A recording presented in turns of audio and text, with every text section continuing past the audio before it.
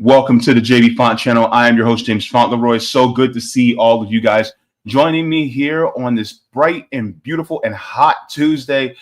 Today is, wow, August 19th, 2025. It is 3 p.m. and you are here with me. So good to see all of you guys joining. Welcome back to all of you. If you guys have not already, please go ahead and give a like to the stream. This helps me out very much to be able to reach more people, to inform, inspire, and encourage. So thank you so very much for that. Also, if you guys have not already, you guys can also subscribe to my Substack at jaybefaunt.substack.com. You get email notifications whenever I go live, upload clips, or write any articles. And also, if you guys would like to give a question and then have me respond via video, or have want me to react to a video that you guys may share with me, you guys can always do that through QBounty at qbounty.com/Jaybefaunt. So thank you so very much there. Everybody, all of y'all watching on YouTube, Twitter, Rumble, and Kick. So good to see all of you guys here. I want to say a blanket hello to everybody, because we do have a very special guest. Before we get into that, I just want to go over some of the things that we'll be talking about today.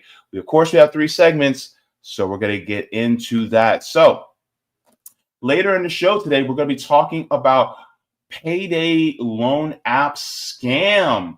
You're going to see why this is considered a scam. This is actually going to be a reaction video. Shout out to Roger Meadows for this one. But it talks about Earn In app and the Dave app. So we're going to be discussing that. But also towards the middle of the show today, we're going to be talking about me. What am I doing? I'm going to be confronting Christian Zionists. As a former evangelical, I have a few things to say. And so I think it is apt time for me to confront the Zionists that call themselves Christians. So we're going to be talking about that. But we're going to be talking first with a leader, a revolutionary, as well as an organizer here in Orlando with Revolutionary Education Action League. His name is Albizu. He's going to be joining me to discuss a few news stories. So Albizu will be joining, and this is going to be a very interesting conversation, especially in regards to things like Donald Trump, housing in Orlando, as well as other things. So I would like to introduce Mr. Albizu. Glad to have you back. Glad to be here, Jay. Thanks for having me. Yeah, thank you so very much for coming. So just as to let people know, as of recently, you guys had your Solidarity Hub on Sunday, which was a massive success once again. I just want to congratulate all of you at Real for that. I was also there to assist with the volunteer work there. That's why I was not having a show on RBN. But if you guys can also give a little synopsis on how long you've been doing these, mutual aid work for just the audience, so that they can bring up to speed a little bit. And, what is about the average amount of meals, as well as other programs you guys do with Real, just to start us off. Yeah, absolutely. So first of all, thank you so much for your contributions on that. You helped made that happen. It's always a delight to have you there, and all the comrades from RBN. The Solidarity Hub is actually approaching its 1-year anniversary next month. So it's a pretty opportune moment. We've been consistently doing them once a month for that amount of time. And yeah, it's one of our biggest actions, right? We have the hygiene available for the people. We have the clothes available for the people. And of course, the food brought to you by the People's Free Kitchen, right? Which is another one of our mutual aid avenues. The People's Free Kitchen has been going on for, Leela gonna kill me. It gotta be like, what, 3 years now or so? Something like that, consistently reaching no less than 150 meals per week, averaging out to like 200 meals per week for the needy in Orlando. And as well as other mutual aid and just programs available, we also do the self-defense at the farm, every Saturday, and you can check our IG for the information on where that's at. That is at real.orl.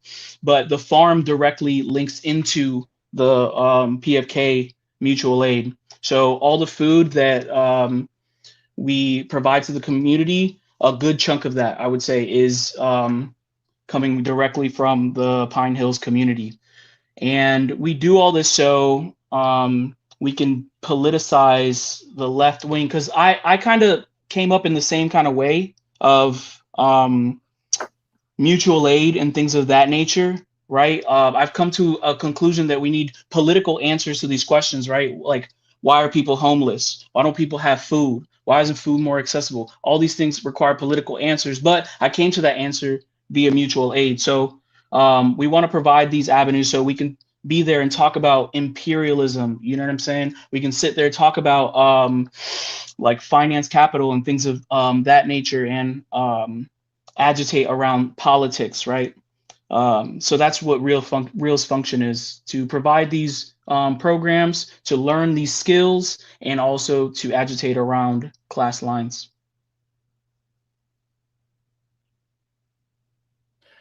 Yeah, thank you so very much for that synopsis, especially. I think it is deeply important that we have this discussion about mutual aid, because a lot of times, especially people, those of us on independent media, especially on the left, we talk a lot about the problems that's going on, which is important because we need to know the problems, but not too many people are talking about solutions. Fortunately, those of us at RBN, we talk about solutions, and we try to, not just talk the talk, but walk the walk. But I think it's more important for us to start doing more solutions-based type of content as well. Would you agree? Absolutely. There is a kind of like faux activism that permeates the left, right? Like, it's enough to be like activists on IG or Twitter or something like that. But if it's not backed by something like sustainable and grounded in the community, then it's just like a photo op. It's like virtual, right? That's kind of the idea of Real, where there's like a virtual fake left, but Real wants to propose a real concrete left that has like solutions and directions. Mm-hmm. So this brings me to my first question that I want to talk to you about. And this one actually has to do with housing. So within the area that Real serves, particularly the 32805 area, which is near downtown, there was actually a story that came out or the Orlando Sentinel that actually came out about a day ago. So I just wanted to share that with you as well, because I think that this is very important. This is actually about a nonprofit that has actually dropped the ball when it comes to affordable housing in Orlando. So this is out of the Orlando Sentinel. It says a land trust troubles left the downtown Orlando eyesore where housing was envisioned. Now another nonprofit is stepping in. And it talks about Lift Orlando hopes to complete an affordable West Lakes project that Hannibal Square Community Land Trust could not. And I'm not sure if you rode through this area, but I pass this area quite often. And as you can see, there's these, condos that were supposed to have been built that have just been left there. And as you can see, there's a lot of overgrowth. I actually came to this location and I actually recorded a little bit of video to show you guys, but let's just get some of the synopsis out of the way first. And so it says a much anticipated affordable housing project in downtown Orlando has been mostly stalled for 6 years after the Community Land Trust leading the effort ran into financial trouble. It says that now nonprofit developer Lift Orlando may step in to complete the 30 townhome project in the West Lakes neighborhood that Hannibal Square Community Land Trust could not. And it talks about partially constructed townhomes are currently a neighborhood eyesore with rotting wood framing and trash on the ground. So, is this a failure of the nonprofit industrial complex, or would this be a failure of the city, or is it both, in your opinion? When it comes to things like this, I have like a kind of like a meta understanding, right? Like, Okay. I think that nonprofits and even like city works and things of that nature, like fundamentally in this country, housing is done for speculation, not for living in. Does that make sense? There is a they make those houses for to get like rents and things of that nature, right? And speculative to make like prospects to sell it. They pretty much like make it to sell it, but not for living in. You get what I'm saying? So we're left with this kind of egregious, I don't know, it's like visually unappealing for the people around, right? You have like this deterioration of infrastructure in this country all over the place, and that really reflects on like the minds of the people, right? Like when people walk around, how can you feel proud to be from this place when you have all these like decaying infrastructures and things like that? Like how does that affect our babies growing up? How can that instill a sense of pride? There's like a real a human element to even on that level, not to mention the greater scale where it's like people can't even like afford to live in these places sometimes, you know what I mean? Like even what is called like so-called affordable housing, right, ends up going by the wayside or being sold like a preliminary thing for gentrification and things of that nature. So my main issue is like just how they said like they couldn't deal with the financial, right? They couldn't deal with that financial aspect. But the question is like, why is it that human lives are not prioritized over the financial, right? Why is like shouldn't the financial serve human purposes? Shouldn't the financial aspect serve some sort of uh lifting of the standard of living and things of that nature? Wouldn't that be better for that to go to? No, it's all about like the profit motive and speculation and things of that nature. So to me, it's really repulsive. It is a failure of both the city and the nonprofit organization. Mhm. And nonprofits are that's like a whole nother direction we can go to, bro. Like the real purpose of nonprofits is like it's like what's it called, philanthropy, like charity from the billionaires and financiers, but they're the reason in the first place why we don't have homes. BlackRock is buying up all our homes and making it unaffordable. All those like billionaires and whatever all have their financial ties in these NGOs. So the same people who are doing this nonprofit charity stuff are the same people who are ruining our lives and our livelihood in the first place. That's my position. I hope that was clear. No, no, very clear. Thank you very much for that. In fact, I want to share just a little bit of video that I took as of recently about this particular issue here.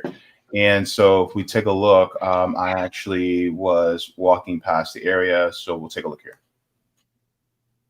Okay, so welcome. I'm here at this housing development where really supposed to be condos that are supposed to be built. And as these condos are supposed to be built, the city, well, really a nonprofit, actually dropped the ball. And so this complex was supposed to have been built 6 years ago, or it was set to be built 6 years ago. And so we're taking a look at it right now so you guys can actually see what's been going on with it. So let me share, because for some reason my phone, it won't allow me to Through proceeds from a non. so So here you guys see this is a development here that was set to be built by the city of Orlando through proceeds from a nonprofit. Well, the nonprofit was actually the land trust that bought it. And so as you can see here, there's overgrowth that has happened. And every single time I pass by here, nothing happens, right? And so this is what's going on with this area here, as you can see. And then as we walk along, you guys can actually see these are supposed to be condos, and see it says the city of Orlando, right?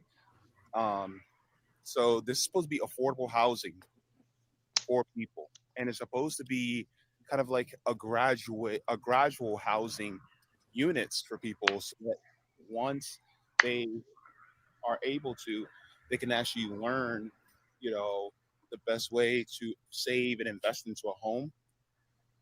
And so instead of giving people the opportunity to be able to buy a home, now you have what we.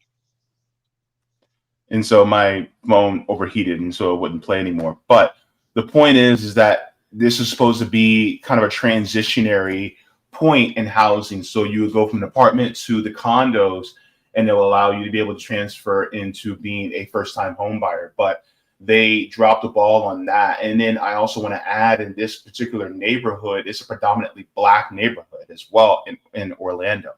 And so you add insult to injury. And I'm very knowledgeable about this neighborhood because in the past, there was actually an apartment complex there that was not taken care of at all, especially by the owners and the city. And this area was very, crime ridden, especially in the 90s, until they actually tore a lot of the apartment buildings down and then had to rebuild about close to 8 years ago. And so now it's like, okay, so you have this, but then the nonprofit drops the ball. And in my opinion, this is the city that really having a dereliction of duty, because ultimately, why are we giving nonprofits the ability to build these homes when in reality, we could just have the city do it? And people will say, well, we don't want to raise our taxes. And there are workarounds around that. First of all, one of the things that I would do is I would actually tax a lot more people that live in places like Isleworth and Windermere and in Winter Park, because ultimately, they got it. And then on top of that, if you really want to avoid raising taxes, then you could try to open what they call a municipal public bank. I've actually had Nelson Betancourt and Alfeka Maturity, who are from the National Public Banking Institute, on to talk about public banking. And a lot of people don't realize this, but I think it's the top 5 most successful banks in the world. Out of the top 5 most successful banks in the world, 4 of them are Chinese owned banks, and some of them are public banks in China. And so if China can do it, why can't we? And just to reference what you said, it was Mao Zedong that said, houses are not for speculation, they're for living in. Yes. I actually think, I might Google it later, but I think that was Xi Jinping that had said that. He said that pretty recently. But okay. Either way, Mao brought it to the landlords. Let's be real. So I 100% agree with what you're saying. I actually am sympathetic to the people who don't want to raise taxes. I actually think that even if you're living well, I personally don't advocate for raising taxes. I advocate for a nationalization of all our main industry, right? We have the wealth of the 1%. Just a fraction of that wealth can fund all these things that we're talking about. The reality is that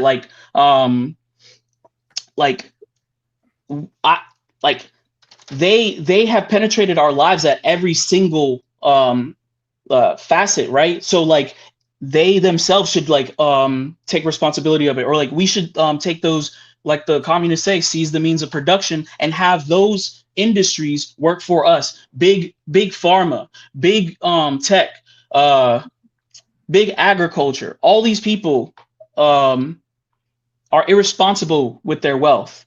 It's like criminal negligence. So why even have it under their jurisdiction? Right? It should be under the jurisdiction of some sort of democratic oversight, right? Like the People's Bank of China, which is it has to go according to the plan of the Communist Party, right? And the Communist Party of China plans ahead for the people to live great lives. Like 70% of millennials, I believe that's the statistic, I can double check later, but 70% of millennials in China, they own houses. They're not going through this kind of stuff, bro. And there's a comment here that says that the problem of the good portion of it goes to the salaries of the executive directors, right? As a critique of the NGOs.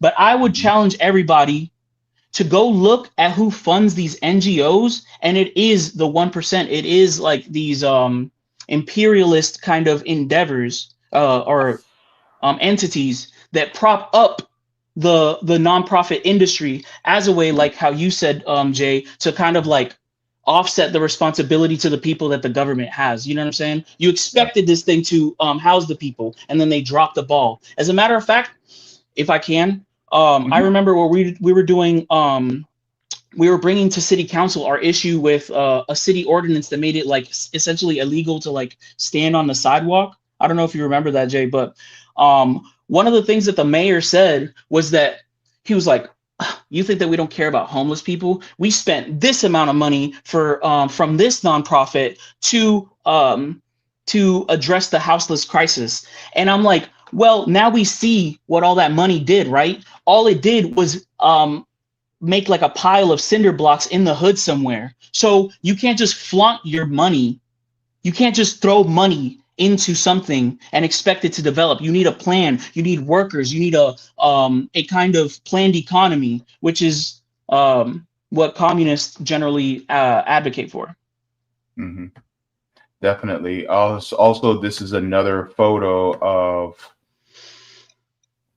the development that we're supposed to build. And it's just sad because one of the things that I harp on is a lot of times people say, well, we just need more affordable housing. And it's like, affordable for whom though? Like, affordability is really subjective, right? You know, like, for instance, for somebody like a Bill Gates, a Bugatti is affordable, right? 100%. Versus like, you know, I mean, there was a report from More Perfect Union talking about how fruits and vegetables, really produce, was going to see over a 30% price hike over the next few months. And we're talking about fruits and vegetables. We're not talking about processed foods. We're not talking about the unhealthy stuff. We're talking about the stuff that actually is good for us. And it's about to see about over 30% spike in price. So therefore, if you cannot live, what else are you supposed to do? And then the amount of homelessness that's exploding, especially here in Orlando, because, you know, and no offense to anybody that wants to move someplace that's a little cheaper, but because we have a lot of people who are moving here from up north. We have people from New Jersey, New York, Massachusetts, Michigan, Illinois. We have these people moving here, and they're, you know, used to paying higher wages and higher prices for their, you know, cost of living. And so then the people here, you know, really the parasite class, aka, you know, landlords, they want to raise their prices and make them skyrocket so that they can make more money. But then it ends up hurting who? It ends up hurting the rest of us, and it causes things like gentrification, which we see happen a lot here in Orlando, especially in the downtown area. Absolutely. Eggs used to be affordable, right? It's not it's not in this kind of language of like affordability. Like sometimes I struggle, and of course I want everyone to get more money, right? But sometimes I think it's a hamster wheel when people advocate for like higher wages for this or affordable housing that. I'm just like, man, we made it to like 15. When I was young, the minimum wage was like $7. But every time we raise the minimum wage, things get more expensive. You get what I'm saying? So we're stuck in the same place in like this kind of like endless loop of poverty. So to me, like the affordability question, right? Like is like a dead end. What we need is to make sure like house the people. We should have a program that like every American should have a home and a place to go to. You know what I'm saying? In the richest country on earth, supposedly. But the ruling class won't allow that because what they want is to riddle us in debt. Yeah.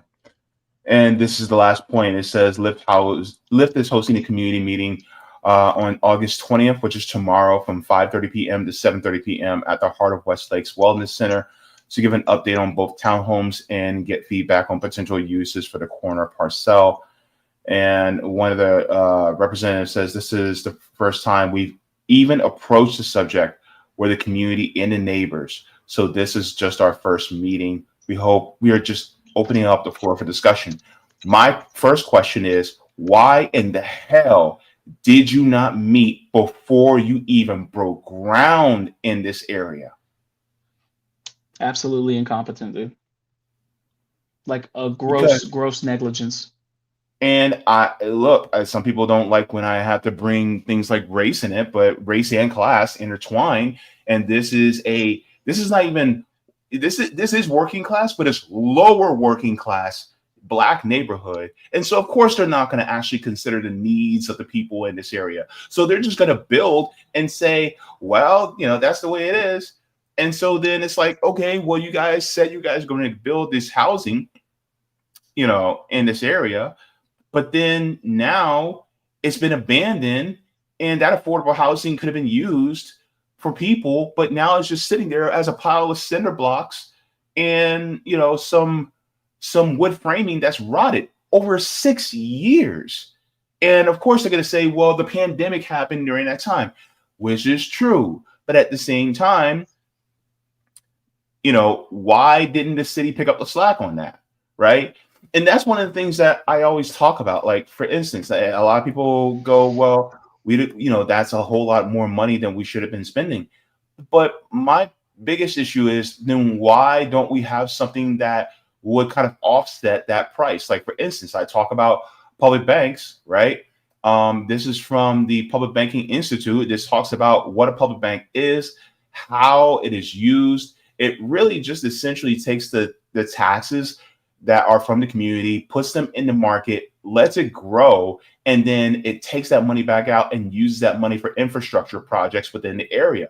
And so then you don't have to raise taxes on anybody. And so, but it's governed by, the municipality. If it's a municipal bank, if it's the state, then it's the state bank. And so we already have the answers, and they do it in places like China. So why aren't we doing the same thing? Yeah, it's absurd. They'll be like, China is capitalist. They abandoned communism. And I'm just like, all right, well, let's just do capitalism like they do. Let's have all our main industry state owned, right? Democratic oversight of all our economic focal points, right? Large entrenchment in the community and participation. Let's do capitalism like that. And they were like, what are you, crazy? That's communism. It's like, come on, bro. But yeah, I think that a people's bank, something like that, is definitely the move. But I do want to raise the question of like state power. The capitalists will rein that in if it ever gets too successful as an alternative. So we have to be ready. Of course, yeah. The only public bank that we have in the United States right now is the Bank of North Dakota. And the citizens have said, no, you are not getting rid of our public bank. We are keeping that. And this is one of the reasons why they were able to stave the housing crisis of the 2008 housing crisis so well, is because they had the Bank of North Dakota. There's sorry, go ahead.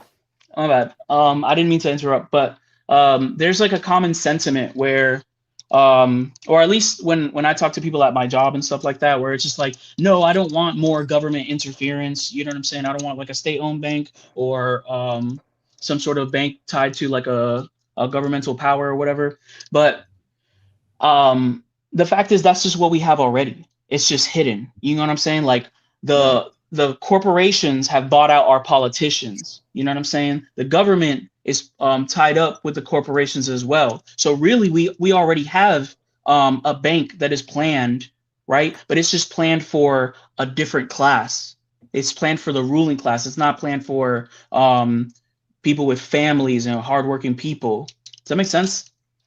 Yeah, definitely. And so I want to move on due to the sake of time to the next one that I wanted to ask you about.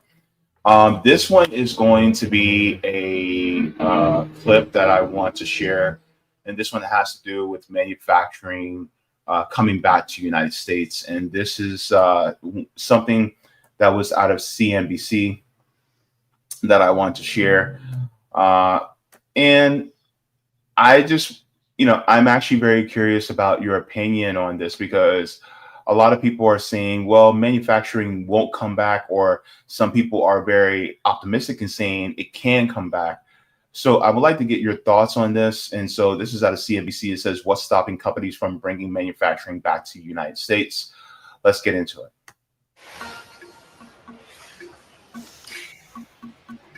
So we produce on each assembly line about 1,000 bikes a day, but that correlates into a bike every 30 seconds. Here in Seymour, Indiana, Guardian Bikes operates a 540,000 square foot plant that manufactures high-end bicycles for kids. The company is pulling off a unique feat. Starting in 2022, it began shifting its manufacturing out of China. It wasn't easy. It took a lot of risk taking, and it took a lot of kind of blazing a trail, and it even took kind of getting into losing money. Guardian's story reflects the broader difficulties that companies face in moving manufacturing back to the U.S. Between 1997 and 2023, the number of U.S. manufacturing firms and plants dropped by 25% as global trade barriers fell. In the late 1970s, nearly 20 million Americans were employed in manufacturing jobs, accounting for more than 20% of total employment. Today, that number is just 12.7 million. President Trump has pushed to revitalize manufacturing. America will be a manufacturing nation once again. Companies like Apple, IBM, and Johnson & Johnson have also pledged to invest billions in the coming years. But economists and trade experts are divided on whether a manufacturing renaissance is possible or if it even makes sense. There are many obstacles to moving work back to the United States. Think about how much a pair of sneakers would cost if they were made here in the United States. It would be a lot more expensive. So we should all welcome the fact that goods are being produced in the most efficient way as possible, because that. So he says goods are made in the most efficient way as possible. Albizu, what is that economics speak for? It's like he means efficiency by like he got like some sort of child in like Taiwan to make it. Right? Like that's super efficient. Right? It's despicable. The question of why manufacturing has left America essentially, if you ask me, has everything to do with imperialism. If you look at the graph that they showed, it's when the Soviet Union, which was a counterbalance to the American powers, right? It had fell, so that gave the dollar like a dollar dominance around the world. You know what I'm saying? And because countries are dependent on the American dollar, America had the ability to offshore all those jobs for cheap wages. You know. Mm-hmm. So once again, it comes back to imperialism, and you can see that concretely. I can go more into the history if you like too, about like how America really came out on top after World War II.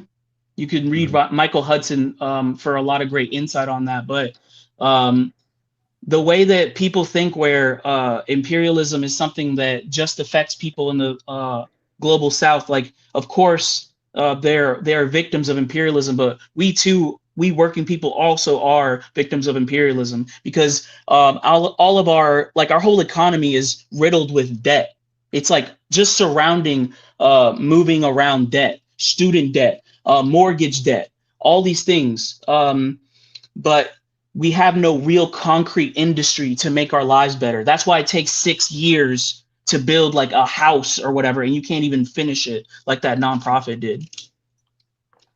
Yeah, in fact, looking at this, and I was reflecting on what Michael Hudson was speaking. He was speaking to Ben Norton on his show, Geopolitical Economy Report, and he was basically talking about how the only reason why the United States was having manufacturing as at the bulk that it was doing, and also giving benefits and wages the way they were, was because it was a counterbalance against the Soviet Union, because people would be looking at the Soviet Union going, wait a minute, they're doing pretty good as far as living standards, and so why aren't we like that? So they wanted to make capitalism look good. They basically took pardon my French, but they took a pile of shit and then they put some perfume on it to make it smell good. They'd be like, hey, doesn't this smell nice?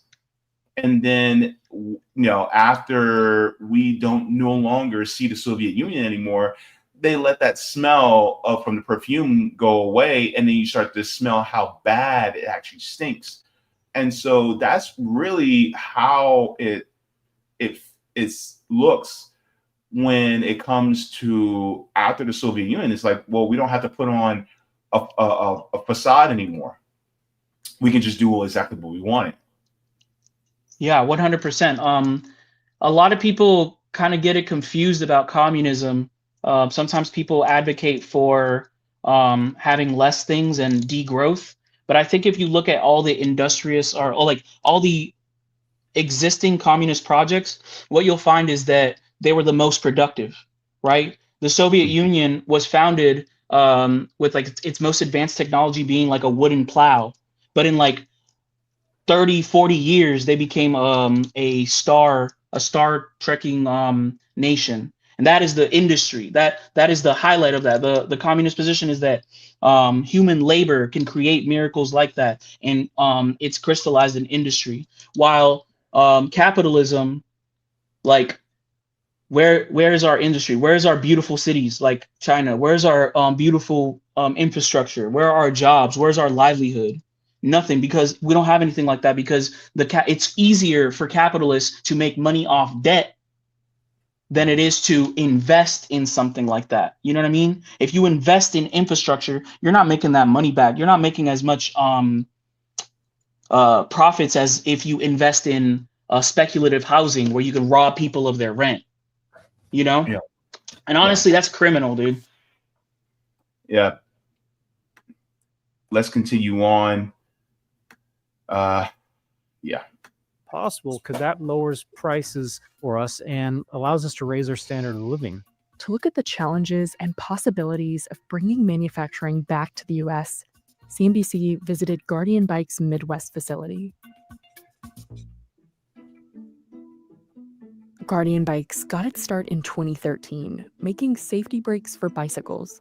A few years later, the company pivoted to making the entire bike. And then eventually decided we could do a lot more. At the time, bicycle production had largely shifted outside of the US. Let's say you go all the way back to World War II era. Pretty much every bike sold in the United States was made in the United States. And then by the time you get to 70s, 80s, 90s, it all evaporated. At first, the company imported its bikes from a Chinese OEM, a manufacturer that makes products for another company based on specifications it provides.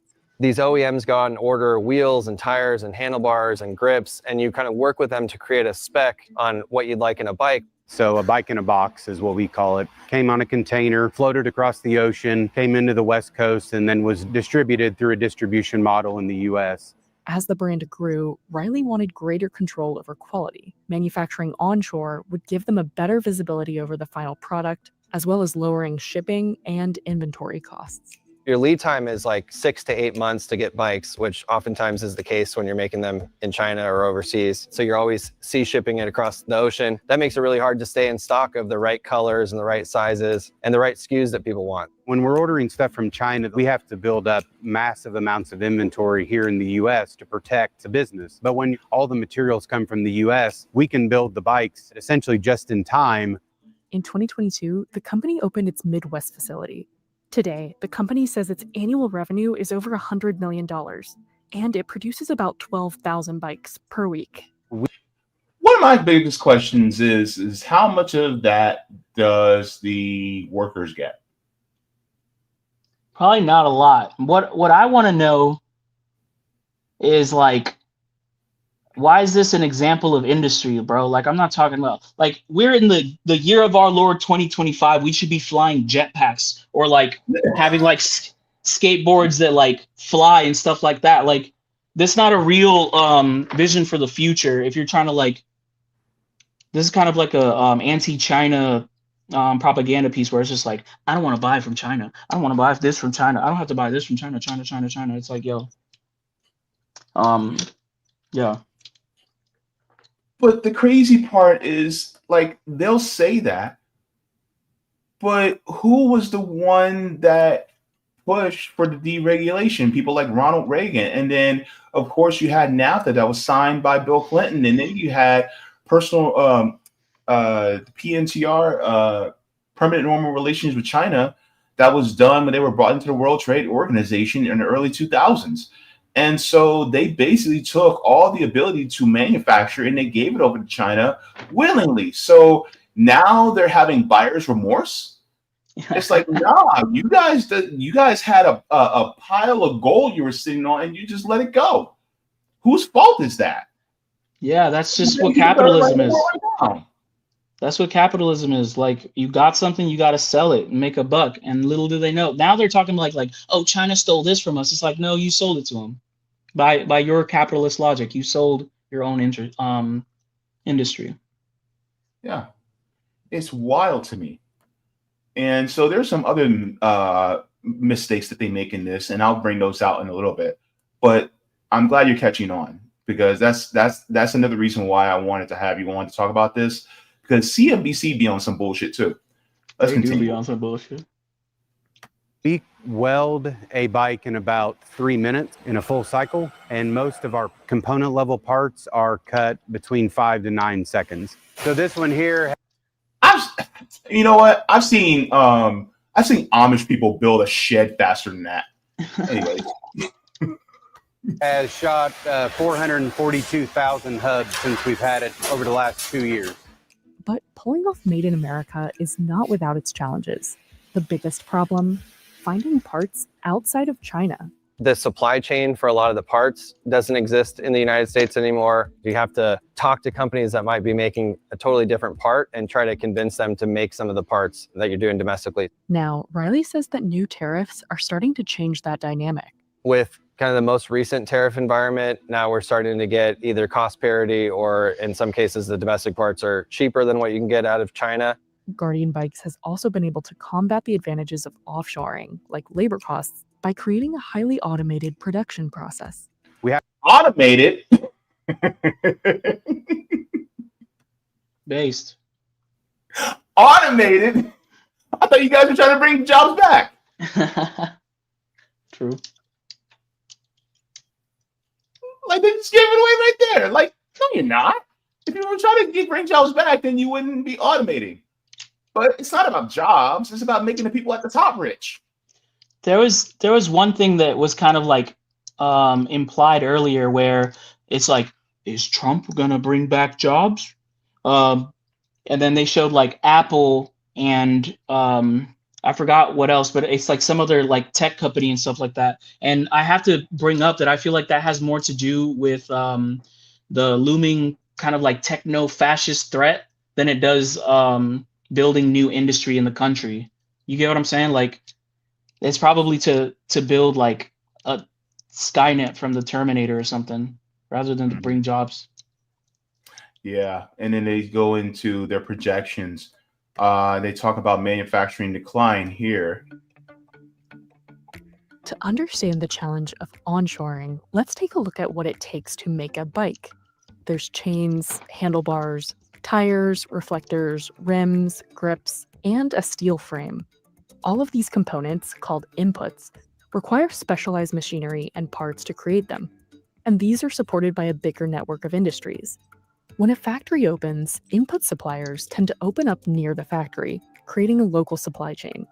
Because of this, it's not always easy or even possible in some cases to move every component to the US. There are many obstacles to moving work back to the United States. One is that, the inputs that I use all come from overseas. And so how do I get access to those for the time being if they don't exist in the United States?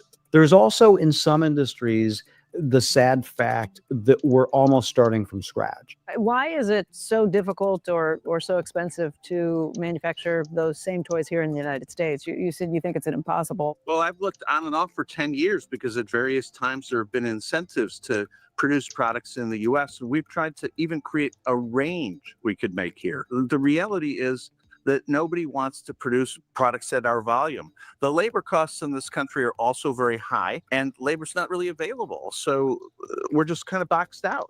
So That's bullshit. Labor That is isn't available? Shit.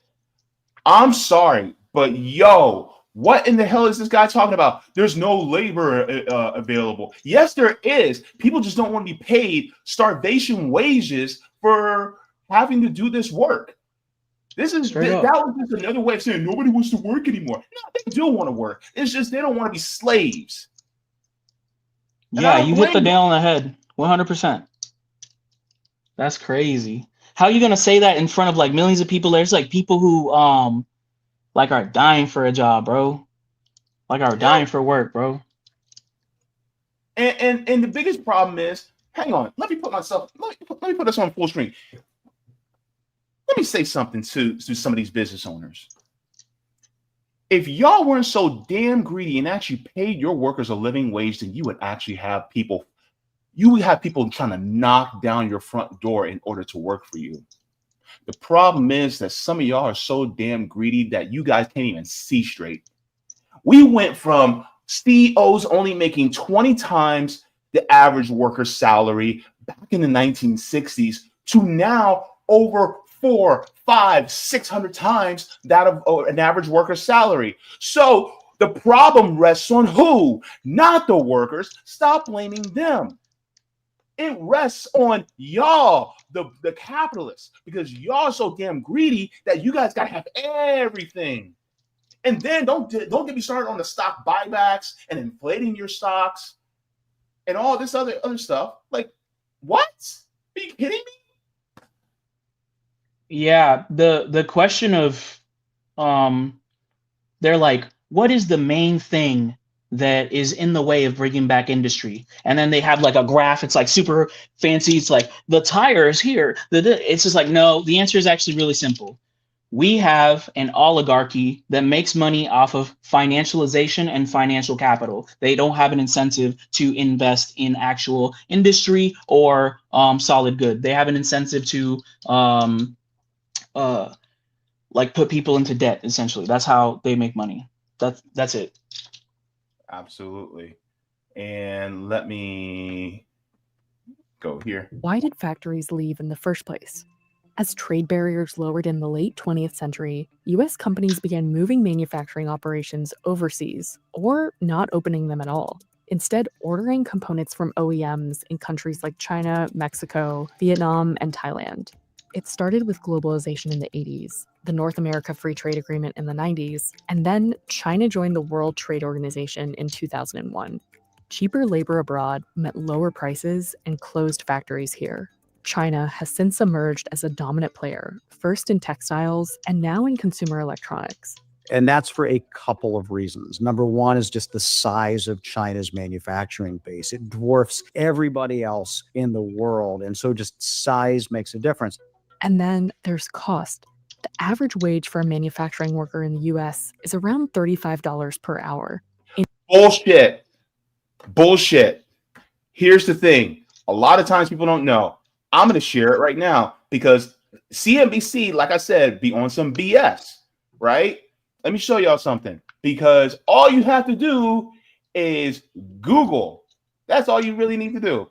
Average wage of a factory worker in the United States. Let's take a look. The average salary for a factory worker in the United States is approximately $36,071 per year, or $17 an hour. This can vary based on experience, location, and specific industry, with some workers earning significantly more or less. This is out of, I think it's out of, yeah, ZipRecruiter. So if you go to ZipRecruiter here, then it shows that the average amount of salary per factory workers is about $17 an hour. So no, it is literally half of what CNBC just said. This is why corporate media is full of BS, because they're going to tell you that it's something way higher and make it seem like, oh, we're doing so much better. No, we're not.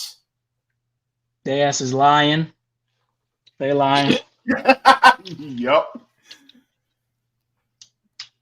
They more lying than the Serengeti. I know that was a corny ass joke, but that's my point, right? They're not making, because $35 an hour, that's over $70,000 a year. No, they're not. These guys are making just slightly above minimum wage in some places. I wonder if they're going to make the case that like factory workers are paid too much. Is that where they're getting at? Or that that it's the case that China's base is still like paid like lower than the American base, but you could see like even Bill Gates said that that's not true. Like the reason why people depend on China industrially is actually like the intellectual capital that's there. Like their sciences like are like the actual, what's that called? Like their professional aptitude is actually way higher than our average. So stick around for that one, because I'm gonna share with you, because this is why I said CNBC be on some BS. Let's continue. In China, that rate is around $4 per hour. In Vietnam, Now, they said $4 an hour, right? I actually researched that as well. I Googled that as well, because I'm like, China's only making $4 an hour. And the thing is, they'll put it in our currency to make it look like, oh, well, they're only making that much. But the thing is, number one, they don't take into account is that China's cost of living is also significantly lower than ours. That's another thing that they do not take into account. And so this is really just anti-China BS. So it says the average wage for a factory worker in China varies, but generally falls between 3,000 to 10,000 Chinese yuan, or roughly $415 to $1,385 USD. So here's the thing. For the most part, when you take into account the cost of living, the cost of food, as well as free healthcare and a lot of these amenities that are very low cost, like for instance, transit, all these different things, then their cost of living is also significantly lower. So even if, let's say, that person was making around 3,000 yuan, right? They still are able to have enough money left over. And mind you, I think it was 70% of millennials in China own their own home. Yeah, 100%. So that it sounds like they're doing better than us. Yeah, it's no longer. It has been the case for a long time that the quote unquote like cheap labor from China, like that's gone. That's not why they're industrious anymore. I'm not saying that like there isn't like some people struggling or something like that, but like the government obviously cares way more about their people than our government does. Like I read somewhere that like generally speaking, each year like the standard of living goes up for the people in China, specifically like factory workers. Yeah. And so it's just crazy because a lot of times they'll think, well, could Trump possibly bring back manufacturing? I would like to get your answer to that. Is it possible for us to return manufacturing in this country in order to have a manufacturing boom? Why or why not? The only way, and I don't want to get you like permabanned or something, but the only way to bring back industry in America is if a communist project took hold. If we seize the reins of power, and that's my opinion. I don't think Trump has the strength to do that. All the people in his ear, right? Like the CIA, all those things like that. Even if I believe that he wanted to do that, he is also beholden to the capitalist interest. We need an independent worker's interest, and our interest is to build these jobs back. Trump, if he is investing in industry, and if it is something technological, like I'm under the impression of from watching that video, it would be for some sort of like fascistic, like technocratic crackdown. And I know I sound like a aluminum foil hat, like conspiracy theorist, but like I feel like that's how the tides are turning, with what's it called, like Palantir, and the curbing of our rights. We can't criticize the Zionist entity, things of that nature. That's what they're gearing for. Censorship, AI, that's what they're going to invest in. They're not going to invest in high-speed rail or anything that makes our lives better. Like, they just don't have the economic interest. Absolutely. Now, I agree with you on that. I think that's the only way is for us to have really a true central planning model, and for that central planning model to forego profit seeking in order to give people jobs really is, for some people, I know a lot of third parties have talked about, especially like the Green Party, talk about a federal jobs guarantee, things like that, which would be a huge jobs program. I mean, hell, during the Second World War, that was a huge jobs program. I mean, we just want to do a jobs program that doesn't kill people. 100%. So yeah. Speaking of which, I want to get into this last segment, and I know I'm going over a little bit, but I want to cover what's going on with Donald Trump in Washington, D.C. Let's just start off with this, just to jog everybody's memory, and then we'll go into what happened recently. I'm announcing a historic action to rescue our nation's capital from crime, bloodshed, bedlam, and squalor, and worse. This is Liberation Day in D.C., and we're going to take our capital back. We're taking it back. Under the authorities vested in me as the President of the United States, I'm officially invoking Section 740 of the District of Columbia Home Rule Act. You know what that is? And placing the D.C. Metropolitan Police Department under direct federal control, and you'll be meeting the people that will be directly involved with that. Very good people, but they're tough, and they know what's happening, and they've done it before. So we talked about this, about a week ago, about how Trump basically took over the DC police, but I just want to get your initial thoughts about that. What the hell is wrong with him? He's like, I'm gonna save the turmoil and squalor. It's like, what the fuck are you talking about? I actually don't know. Like, what is this even in response to that is supposedly so egregious that you're gonna do something like as unprecedented as like put the police in federal jurisdiction?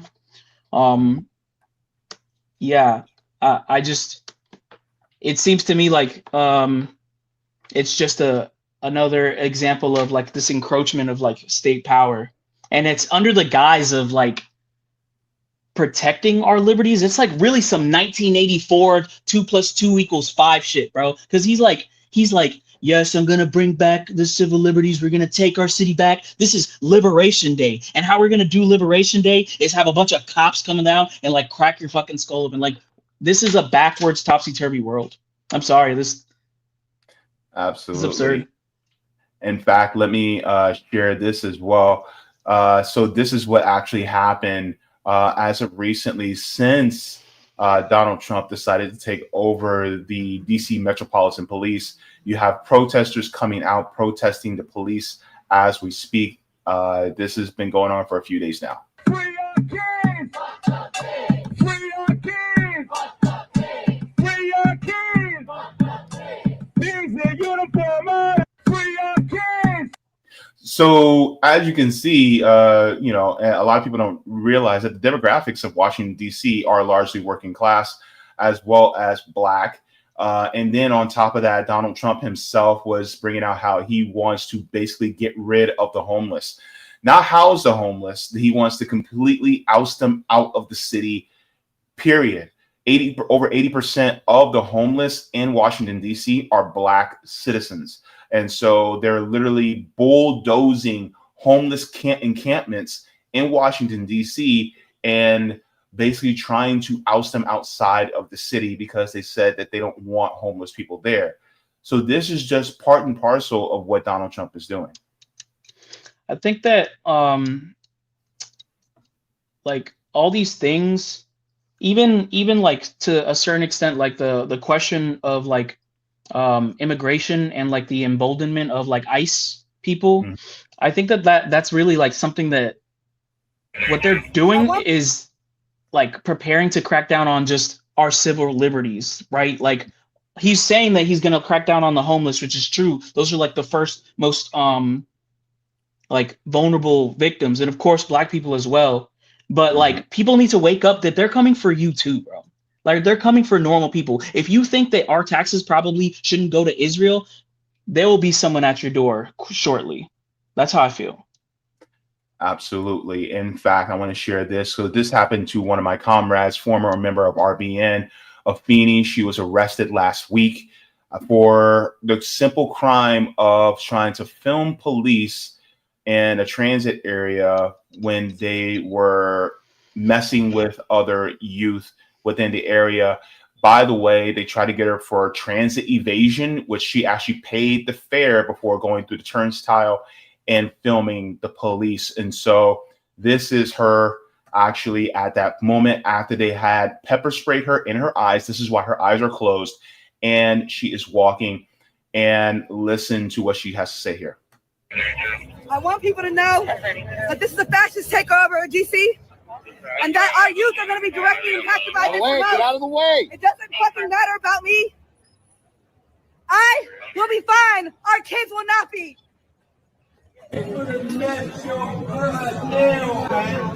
She is right there in the corner, and she's lawfully recording their interaction to make sure that they don't mess. And these are, youth in Washington, D.C. And so these are the people who Donald Trump is trying to crack down on. Kids, essentially, all because of his friend, Big Balls, got his ass handed to him by a couple 15-year-olds. That's basically what this is all about. So, snowflake much? I like to think so. Let's continue. The police just used excessive force, detained Afeni, pepper spray her in the face.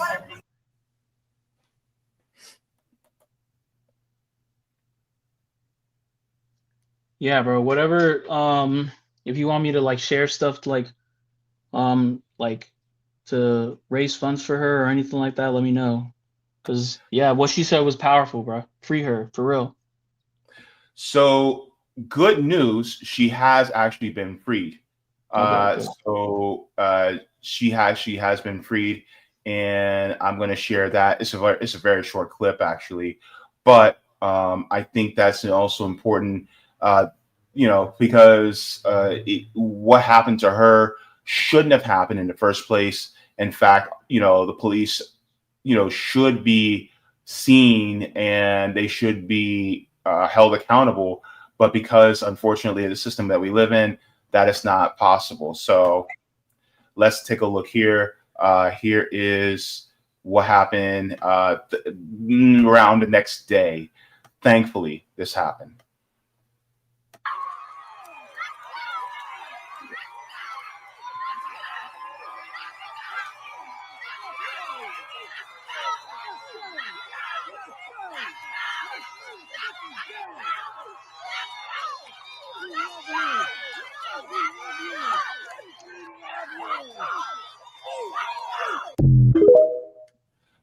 So here she is. She is a revolutionary. She is like us. She is a comrade.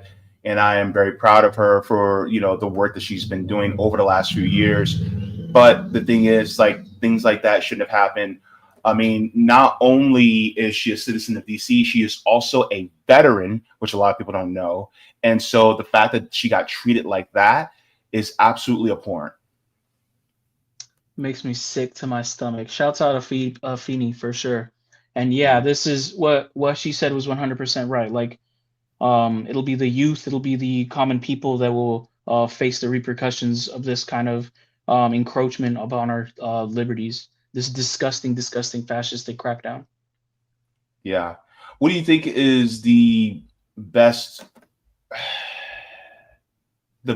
course of action for the people of DC at this point to fight against this? And I know we have to be very careful with our language, but what is some of the next steps that you think that would be the best course of action for people like that, and as well as people in other cities? The reason why I ask is because this article came out earlier today. It says, here are the states sending National Guard troops to DC.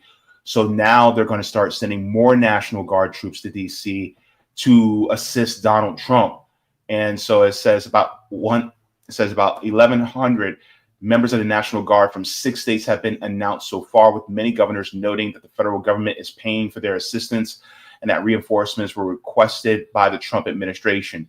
So the states that are sending National Guard troops to DC, one city is Louisiana, Mississippi, Tennessee, West Virginia, South Carolina, and Ohio. So you have all these states sending National Guard troops in addition now. I'm surprised Florida ain't on there. I agree. I am surprised. I think in terms of responses, right? I'm, of course, like a huge advocate for organization.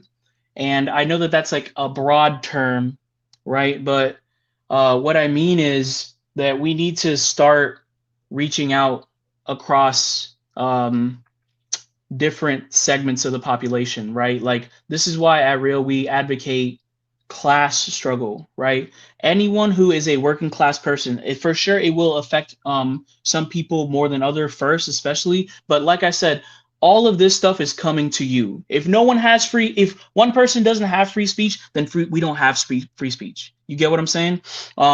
We need to make inroads across political aisles with someone who you might not agree with on everything, but we need to start making these ties and having alternative institutions, just like your show. It is an alternative institution of media, right? And just like they have their institutions of like governance and capital and stuff like that, we need to start building stuff like that on our own, in our own communities across different levels, in order to start being able to agitate around these things outside of the boot of the imperialists, right? Like, you can only say so much on YouTube and things of that nature, right? It's because it's a corporate-owned media thing. But more and more people are becoming distrustful of that. So we need to take that energy and use it to band together a broad popular coalition against these forces, dude. And get in where you fit in.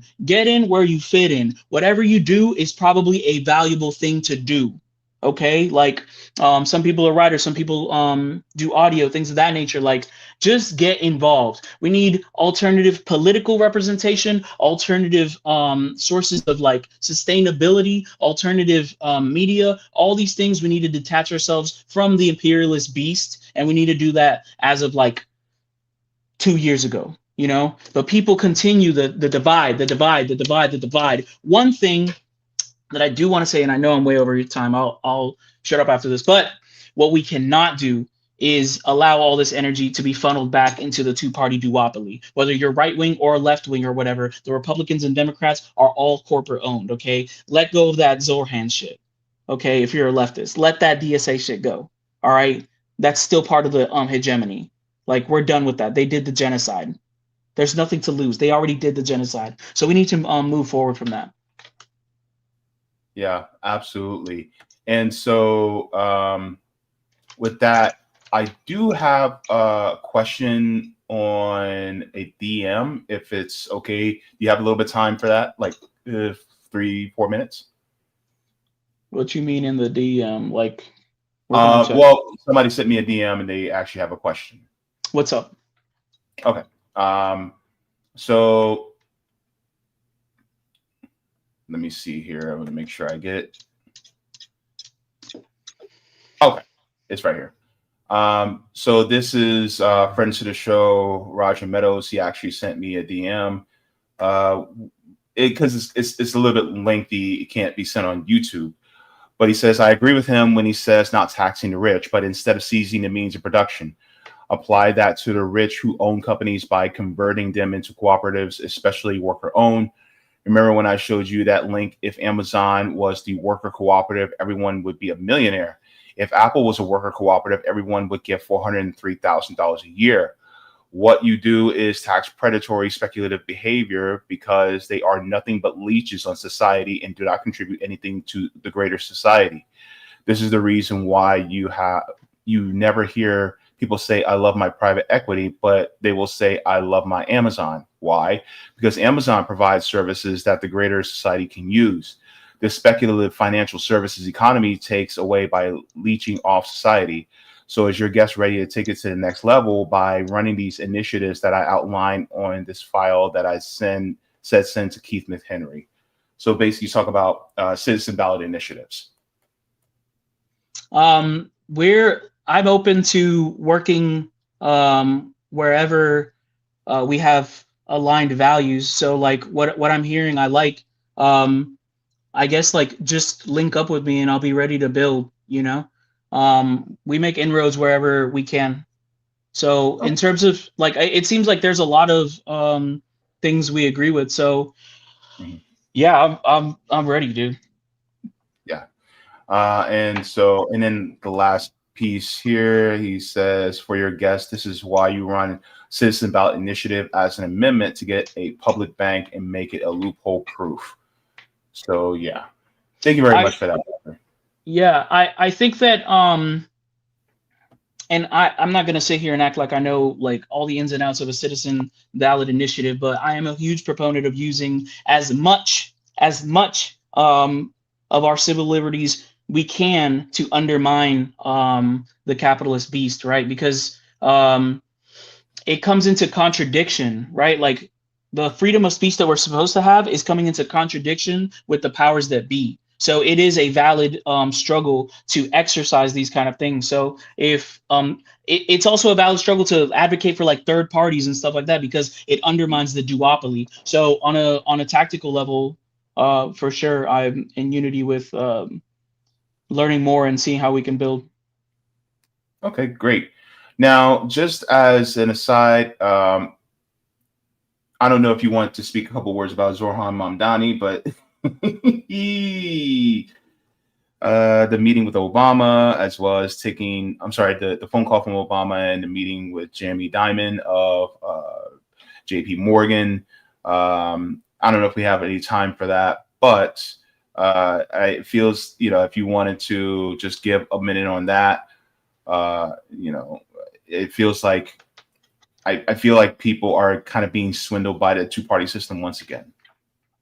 I'm so sick and tired of it, bro. I'm like, I've been through since like that the movement against Wall Street, against like the 1%. I've been through Bernie. I've been through AOC. Like, stop believing these people, bro. Like, you need to understand the class question. The Democrats and their radical rebranding, which is what these people are all tied to finance capital. They don't care what you have to say. They listen to that check. Whatever you say, whatever you got to say does not speak louder than that check. So let that shit go. Move on, okay? Yeah, you getting calls from Obama. Like, why don't we have like a despicable reaction to that? Obama, the war criminal? Okay, that's who you're fucking with? The person who destroyed Libya? That's okay? That's just something that you have to do? No, that's not okay. The Democrats, the people responsible for genocide, that's something we have to work with. We have to, that's what's practical.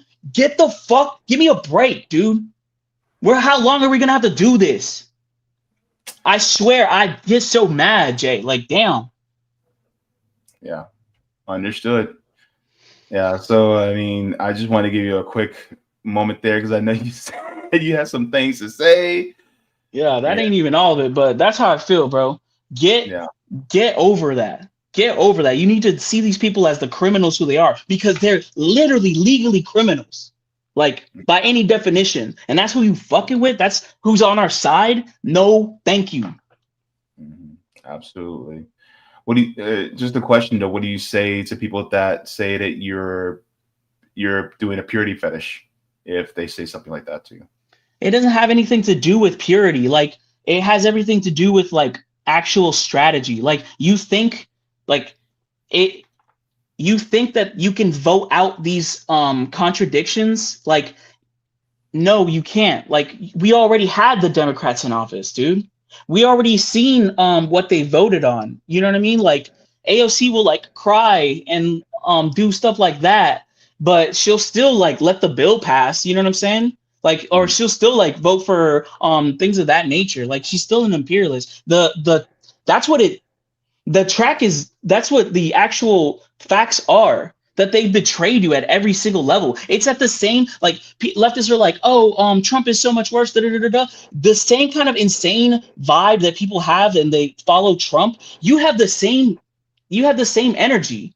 Like, stop letting these people con you, dude. You have nothing to show for. Everything that you wanted, they didn't give you. So how long are you, but I'm impractical, that I'm being a purity fetish. No, it's not about purity. It's, you'd had your chance. You had your chance in 2016, Bernard Sanders. You had your chance afterwards. The Democratic Party sabotaged you.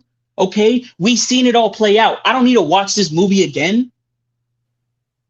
Yeah. Please, dude. I'm being a purity fetish, bro. Like, that don't make no sense. Like, you just want to lose. You don't want to do what it actually takes. You don't actually, you see it and you don't want to see the work it takes to actually build something. The hard work that we have to do to work and build working class unity in this country. You don't want to do that. So you pick the losing side so you can have an excuse later. It's disgusting. It's spineless. And never mind. Yeah. Gotcha. Thank you very much for that. So if you could let us know what's coming up with you and with Real, what do you guys do in the near future, and also where they can find you. All right. So like I said before, we mainly post on IG. That's where you can find all our events. Right now, the next thing that we got is with the Anti-Genocide Coalition. We got the language exchange. Look up more on that. That's on the 21st. We're also doing a pepper spray training on the 23rd for marginalized people. You know what I'm saying? People afraid of confrontation, things like that. Like, we want to make a space where people can learn, you know what I'm saying? Even at the level of like pepper spray and stuff like that. Ease you into these kind of situations that things get really real in publics. Like, people will be acting crazy in public spaces and stuff like that. Like, but yes, we do the self-defense training every Saturday, and we do People's Free Kitchen every Sunday. Okay, and if you want to serve the community, we're not about no BS. If you want to serve the people, come volunteer at PFK. Come train with comrades, you know what I'm saying, and get that political consciousness. Right now, we don't have a educational forum date just yet, but stand by for that. We do political education, and we're not scared of anything. We'd be putting on for Iran. We'd be putting on for Syria. All the big scary countries that you're supposed to be scared of, we put on for Venezuela. We're not afraid of the bourgeoisie and their lapdogs. So if you want to hear that real counter-institutional, like anti-establishment rhetoric, come join us at any of these events and follow us on Real at real.orl on IG. Yeah, of course. And then also, just to let you guys know, the website as well as the link tree is also in the description down below. And so you guys can also get in touch with them there. And also, as if you would like to support their work, they also have their Cash App there too. So you guys can support the work that they're doing. They're doing extremely important work in these neighborhoods, in these streets. So Albizu, thank you very much for being very generous of your time. You have been a deeply loving and compassionate comrade for coming on my little channel. I deeply appreciate it, and I appreciate you. Please go have dinner with your family and get nice and full and get some rest. Thank you so much, Jay. Thank you for having me, brother. I'll see you next time. All right. Bye-bye.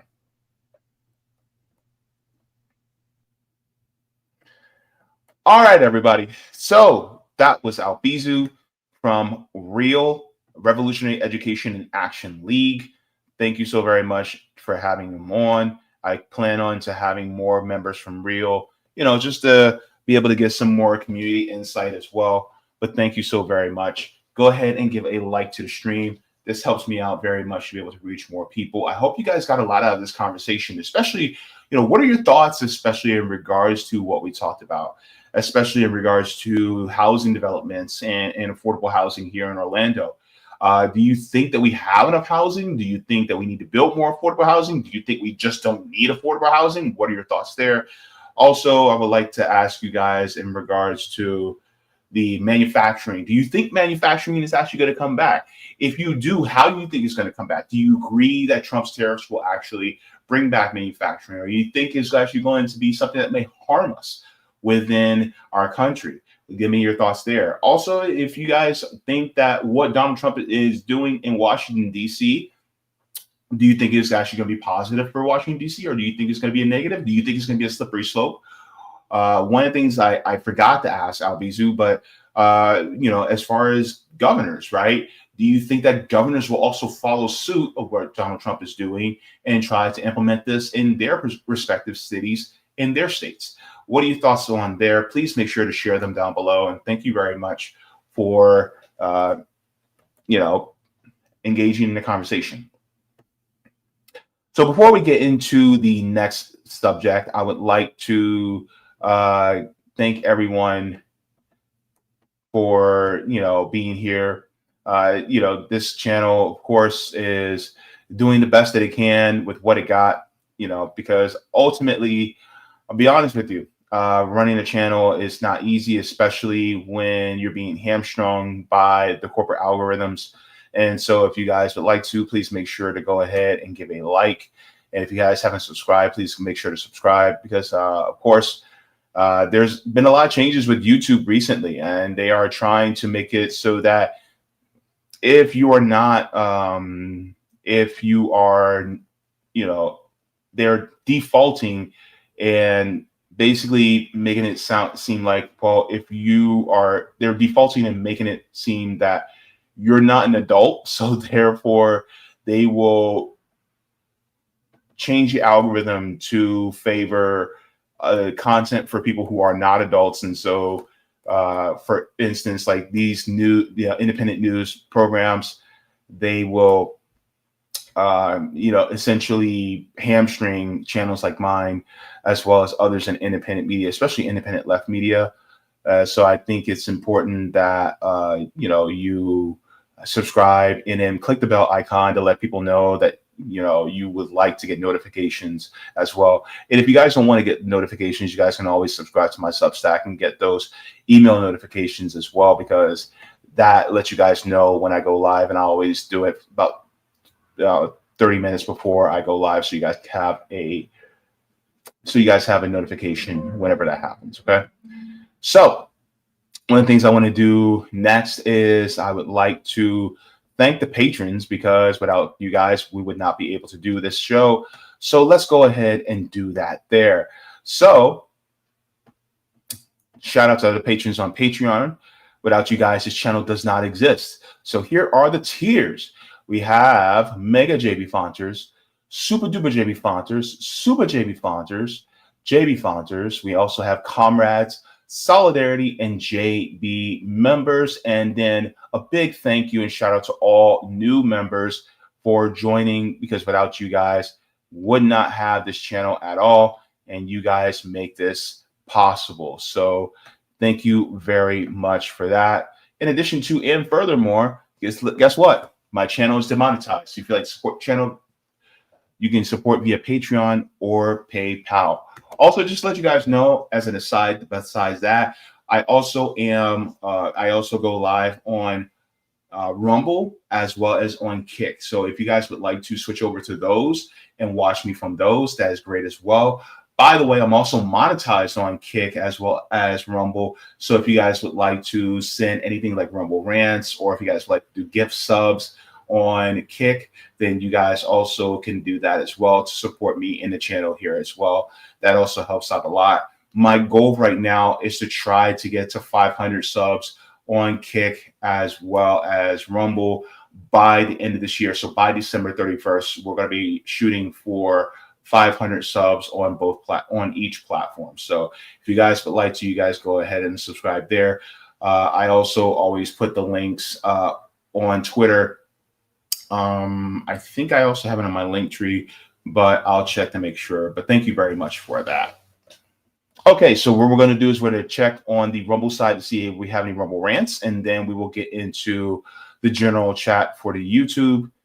We'll get into that promptly. So, hush, baby. Okay, so we're good on the Rumble side. So thank you very much for everybody for watching there as well. We're going to check on, let me see. Let's check on the general chat.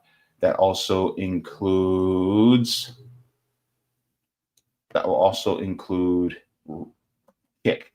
So we're going to say our salutations and move on.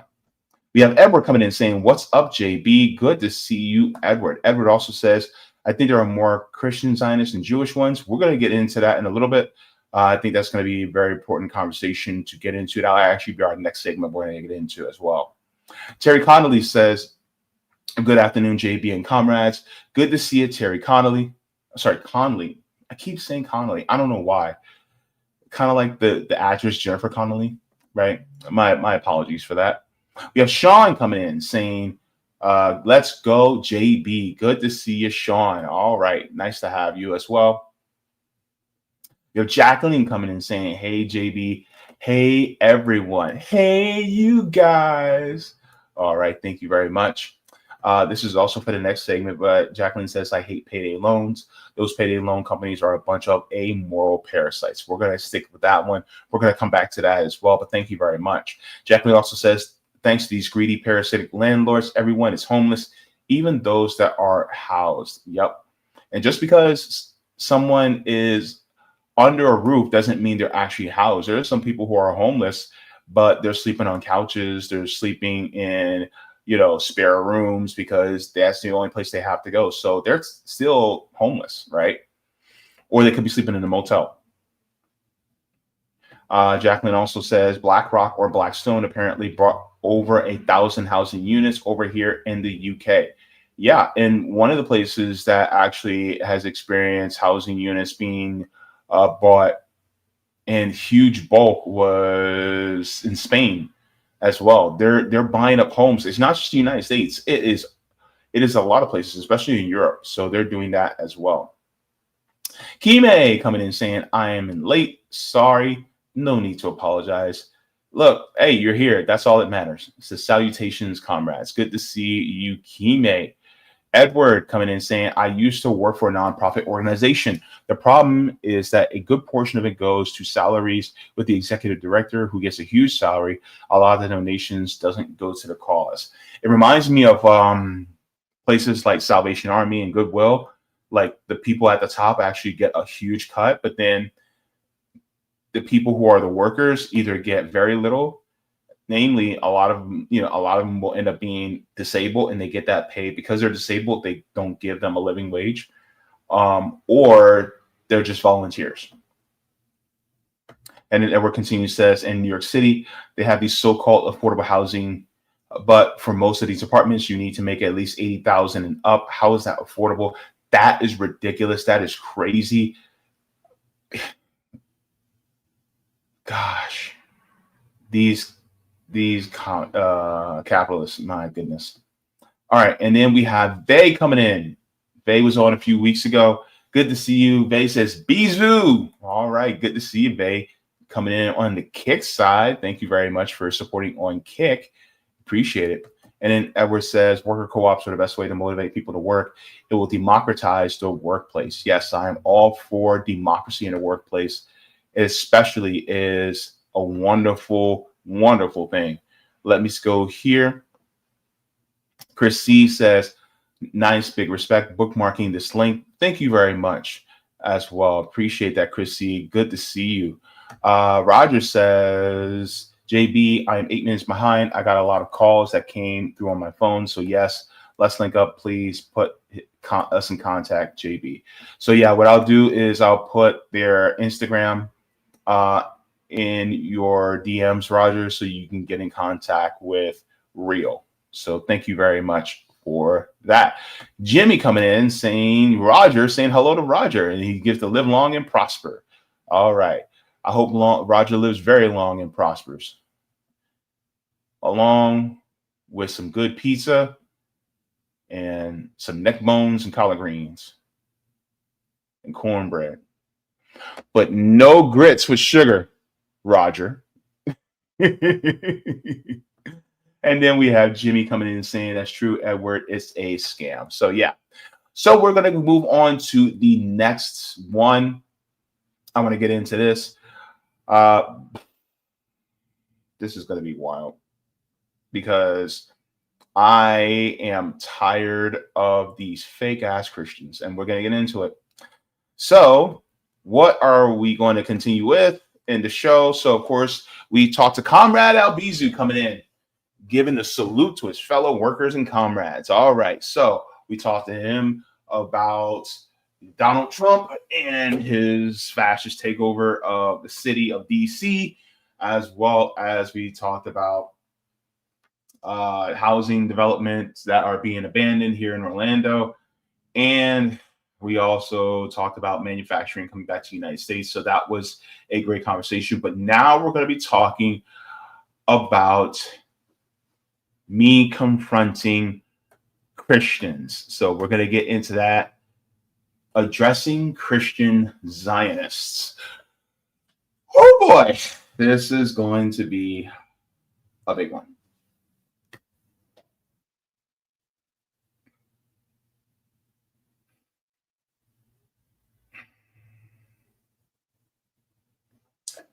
In fact, let's put this back up.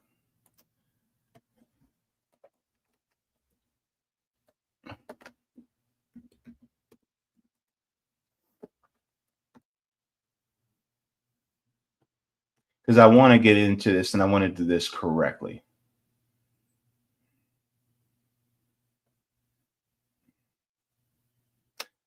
Okay. So let's get into this right now.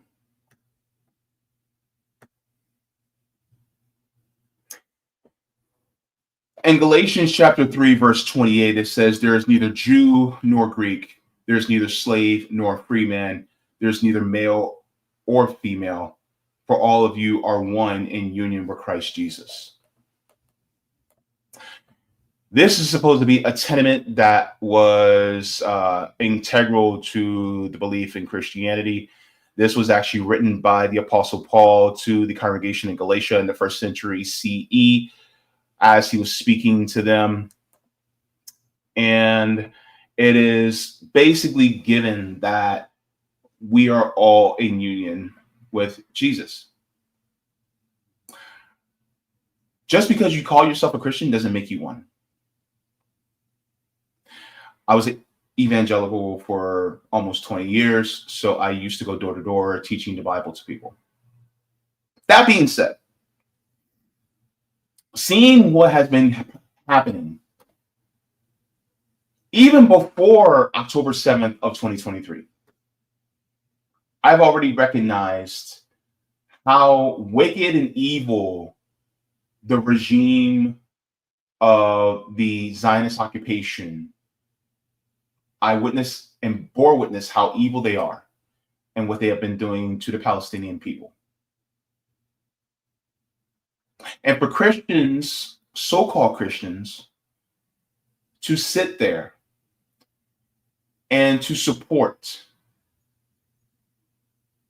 a project like this, while this system, this institution, this project is massacring Palestinians, the people whom their Lord and Savior Jesus Christ came from, because remember, Jesus was a Palestinian Jew, is despicable. I say this as a former Christian, as a former evangelical, because I was taught that just like in the Hebrew scriptures, where God has said that you treat foreigners as if they are your own, you can go ahead and read that in books like Leviticus and Deuteronomy, that when it comes to this law that was brought out in Mosaic law, which is the law of Moses, that Zionists within the state of Israel is not doing that now. In fact, they're doing the complete opposite. So therefore, when it comes to Christian Zionists talking about they need to support the Zionist occupation, it is very anti-Christ for them to be doing so. So let's get into this, because I think it's really important that we talk about what these Christians, so-called Christians, have been doing in response to Israel. So one of the first things I want to talk about is, who are you aligning yourself with? Who do you stand with? One of the first things that I actually want to share is there has been a recent development of a sex predator sting operation that happened recently. I'm going to let comrade and friend to the channel, Nico House, explain. But Christians, is this the entity that you're aligned with? Let's get into it. Take it away, Nico. Shout out to Nico and Hotspot for this one.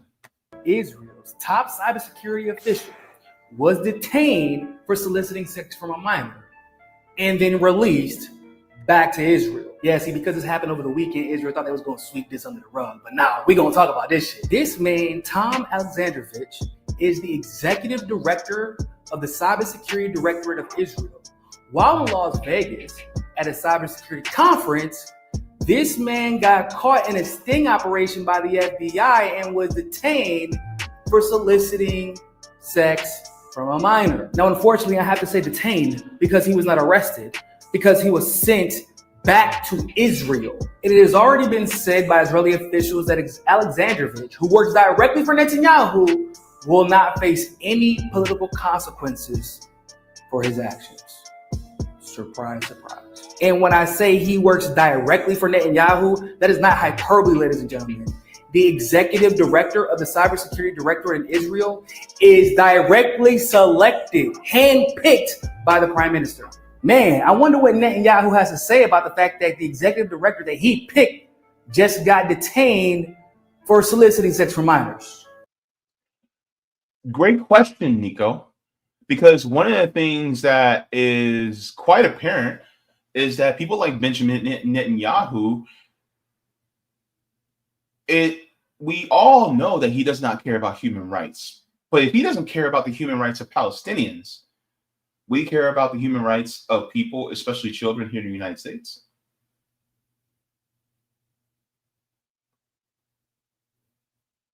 Also, to the people who call themselves Christian, who are elected officials, well, elected officials, quote unquote. Why aren't you rebuking and trying to have Benjamin Netanyahu arrested when he lands his plane in Washington, D.C.? I thought this was a country of law and order. I thought this was a country of the rule of law, that followed the rule of law, that followed codes of morality, but you allow a genocidal maniac to land on our soil and then also not condemn, punish, or say a word about someone that was preying on the young people within our own borders. Are you Christian? Are you sure? Could have fooled me. Let's continue on in this because it gets even worse. Oh shit, he ain't got nothing to say. He hasn't said a word at all. And this, ladies and gentlemen, is why you can't throw a rock in Israel without hitting a pedo. If you look behind him, it says a map of registered sex offenders living in Israel.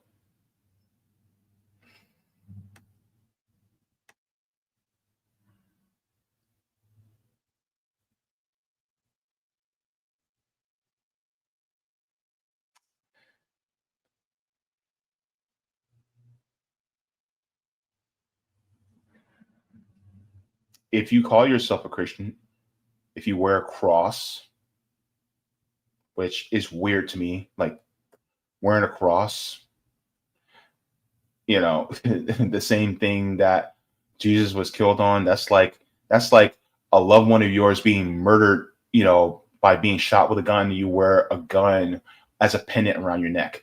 That doesn't make any sense to me. Anyways, you call yourself a Christian, and yet you align yourself with an entity like this that not only is causing a literal Holocaust, but they house people like this. They don't give them any repercussions. Let's continue on. Because regardless of guilt or innocence, Israel will not extradite anybody from their country, regardless of the crime that they committed in their country of origin, as long as they claim at the time that they're an Israeli citizen. And that includes pedos. And although that includes pedos, it unfortunately is not limited to pedos. Ironically, they use this law of return that allows Jewish people to return to Israel, and ironically disallows Palestinians from returning to their home to protect any and all criminals that seek refuge in Israel. For example, here's the Tinder swindler who actually used women on Tinder, convinced them that he was in love with them, and then stole money from them effectively and hid in Tel Aviv so that he couldn't be held accountable. And there was So basically a thief. A thief. But they're supposed to be a moral country. Okay. little no question of guilt or innocence. They knew he was guilty. They even did a Netflix documentary about the crimes that he committed. And yet and still, Israel protected him. And when I said this right of return has no limits, it has no limits. Another perfect example of this is Samuel Shainbane, who murdered Alfredo Enrique Tello in 1997 and did so with an accomplice, Aaron Needle. All of the boys were 17. However, obviously, Tello lost his life in a brutal murder.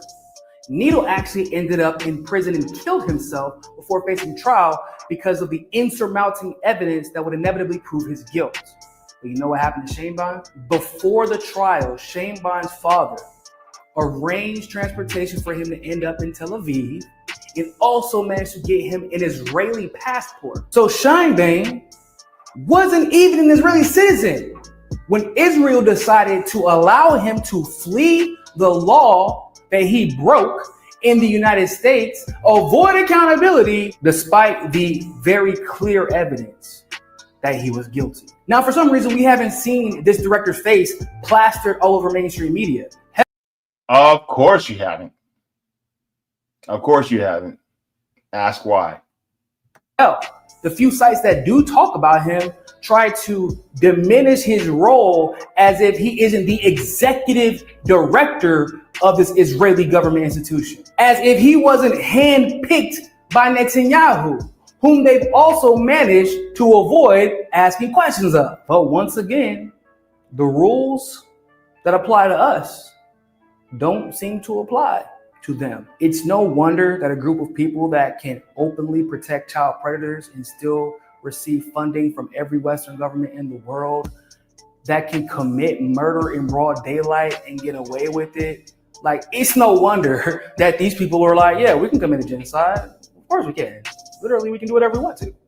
We've always done whatever we want to and gotten away with it. So why would this be any different? But everybody, make sure you take a second today, go on social media and mention the creep, weirdo, and the apparent dumbass cybersecurity expert who got caught in a sting operation using his computer to solicit sexual acts from a minor. Let me ask again. If you're a Christian, are you aligned with them? Ask yourself that question. I think that's an important one, right?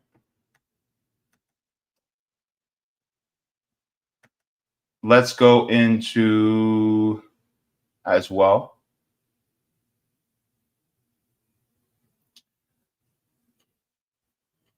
I want to share what's been going on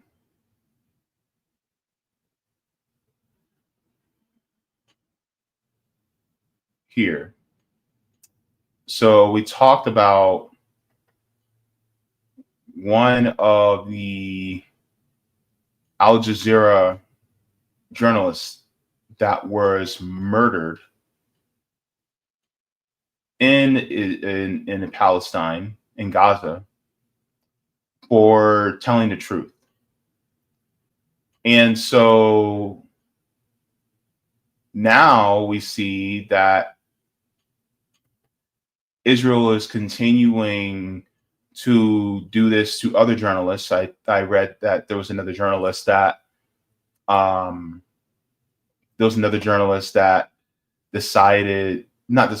they decided to threaten another journalist that is also speaking the truth about what's happening in Gaza. And so I want to get into this as well, because we're seeing an information blockade that is not letting out the issues, what's going on, not letting the information about the issue that's going on in Gaza, especially with people being systematically starved to death. And so I want to ask people once again, as a Christian, are you aligned with this? Let's continue on. Shout out to Case Study QB for this one. And let's take a look. Turning now to the latest on Israel's war on Gaza. Earlier today, the UN Security Council held a rare weekend emergency meeting to address Israel's plans to take over Gaza City. Many countries condemned the move during the session, but the U.S. ambassador to the UN, Dorothy Shea, did not, defending Israel's actions despite the images of starvation and bloodshed coming out of Gaza. Soon after that meeting, Prime Minister Benjamin Netanyahu spoke with Trump about plans to end the war. No details were shared, other than Netanyahu thanking Trump for his steadfast support. And just tonight, devastating news out of Gaza. An Israeli airstrike hit a press tent at Shifa Medical Center in Gaza City, killing at least 7, including 5 Al Jazeera staff members. One of those killed was Anas al-Sharif, whom Israel has targeted before, accusing him without evidence of serving as, quote, the head of a terrorist cell in Hamas. So remember, we talked about Anas al-Sharif last week. We talked about what Israel has basically done to him. They have murdered him, as well as his 4 other colleagues from Al Jazeera. And of course, there are other journalists that have also been murdered. They were killed in a tent last week. And so I asked Christians, once again, are you aligned with somebody who wants to get rid of truth tellers? Wasn't Jesus and the prophets truth tellers? Are you aligned with people who murder truth tellers? I think this is the important question to ask. I think we need answers to this question, because a lot of people are willing to keep their mouth shut, especially in regards to what Israel is doing, right? I also want to continue and go to this as well. I cannot show the full video, but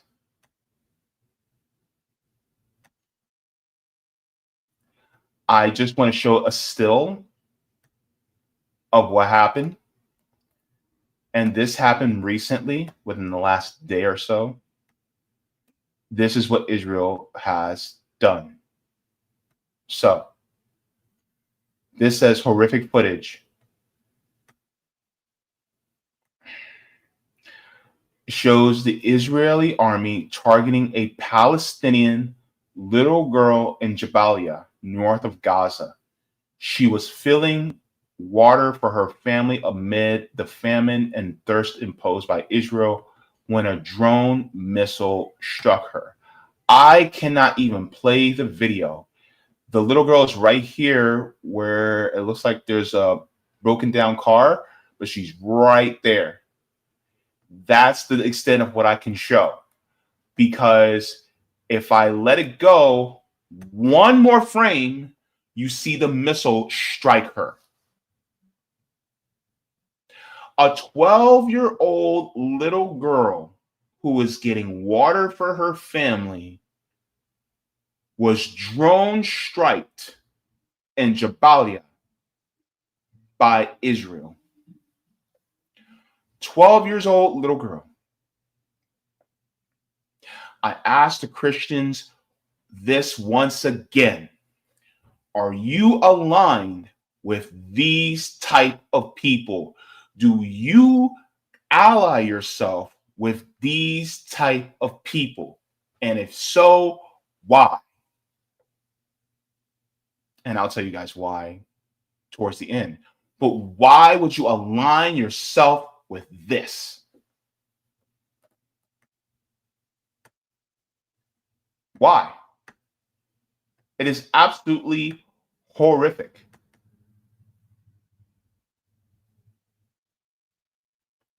And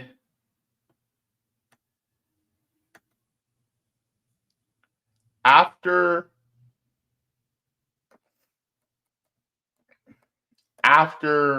the bomb went off, after they missile strike of this little girl, people come out to check and see if anybody was okay, and they find her dead. And they essentially had to lift her body, put it on a gurney, and take her away because she was dead instantly. And this is what Israel is doing. And it is sick. It is sick what they have done. Her name was Amna Ashraf al-Mufti. 12 years old. And unfortunately, they murdered her. They murdered a little girl.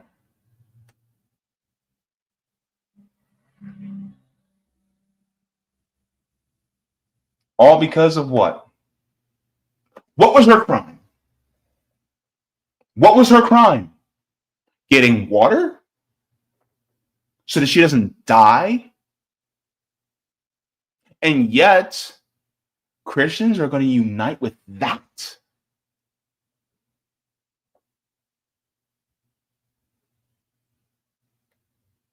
There was a 12-year-old little girl that had died. But instead of being killed, in the Gospels, Jesus resurrected her.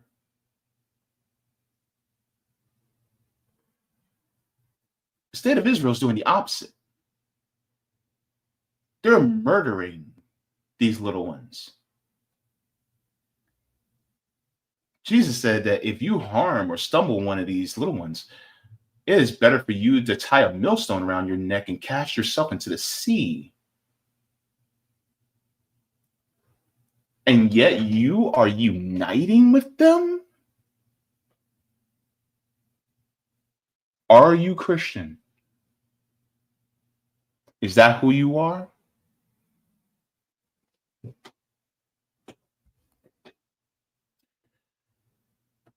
I also want to ask you about some of the things that have been said even further. Because do you have no shame?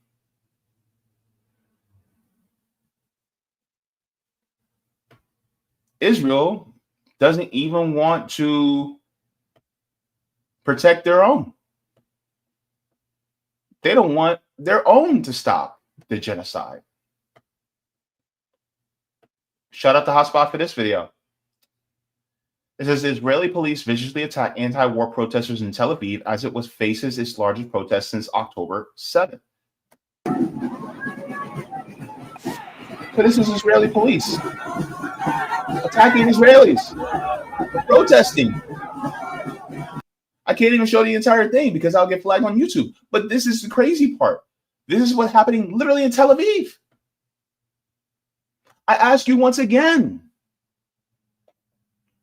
is this who you're united with?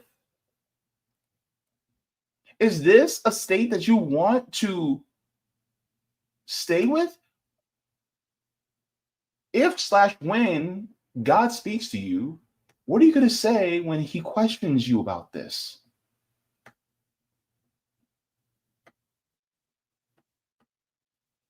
What are you going to say?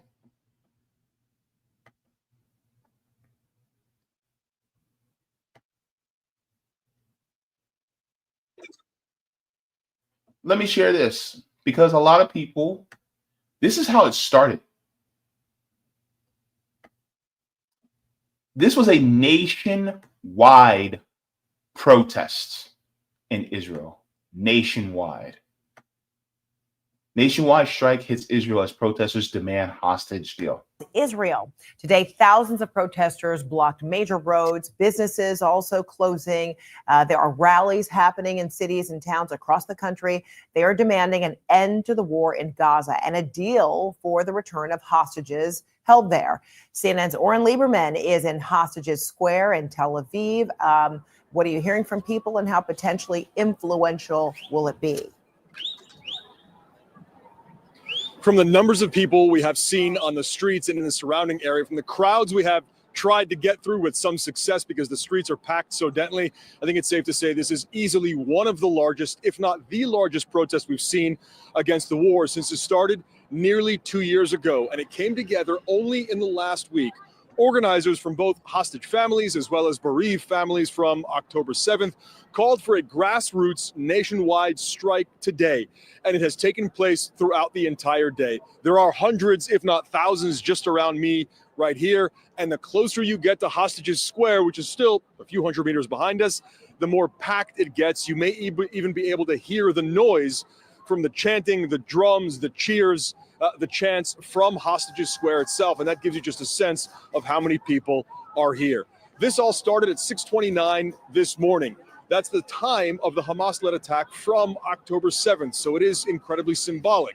It began with road closures at major intersections across the country as protesters and demonstrators blocked major intersections. From there, it grew end its spread. Throughout the day, we have seen protests across Israel demanding an end to the war, some calling for the end of Prime Minister Benjamin Netanyahu's time leading the country. That all led to a march, which we followed as it led to Hostages Square, and then the main event, packing Hostages Square. Organizers say there are 300, perhaps even 400,000 people in the square itself and blocking the surrounding streets. And that's why it's so easy to get a sense here of the energy, of the calls for an end to the war and the demand to come to a deal to bring home the remaining 50 hostages, 20 of whom are still believed to be alive. Now, so the hostages that are being held, so let me ask you this. Do you know exactly why the Palestinian resistance took hostages?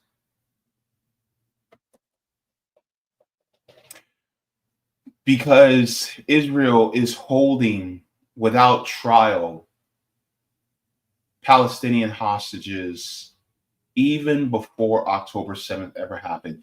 Some of these people who are hostages are kids, minors, little boys, little girls. They're holding them without trial. They're being beaten. They're being tortured in Israeli prisons. I highly encourage you also to look at the interview that Savvy Sabs had with Christian Smalls when he was detained by IDF forces when he was on the Handala on his way to deliver aid to Gaza. And he said that a huge chunk of the people who he saw in the prison when he was being detained, many of them were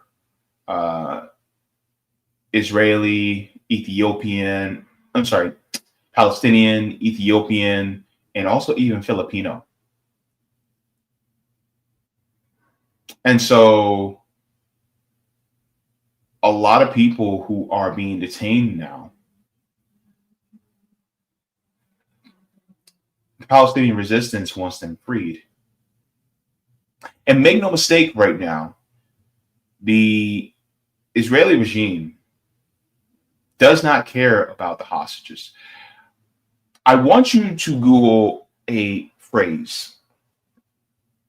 Go ahead, and if you're on your computer or if you're listening on your phone, go open up your web browser, go to Google, and I want you to type in the Hannibal Directive. Hannibal, like Hannibal Lecter, Hannibal, and put directive, and then research that. This tells you that Israel does not care about even its own citizens. And so now we have Israeli hostages that are now starving, and they're not being starved by Palestinian resistance, because Palestinian resistance said, you eat what we eat. But if the Palestinian resistance is barely eating, what do you think the Israeli hostages are eating? Barely anything. They are starving as well. And instead of actually doing a hostage exchange, Israel would rather the hostages that are of their people to die so that they can get rid of the rest of the Palestinians. Because ultimately, it was never about liberating themselves. It's about just taking over a land that doesn't belong to them.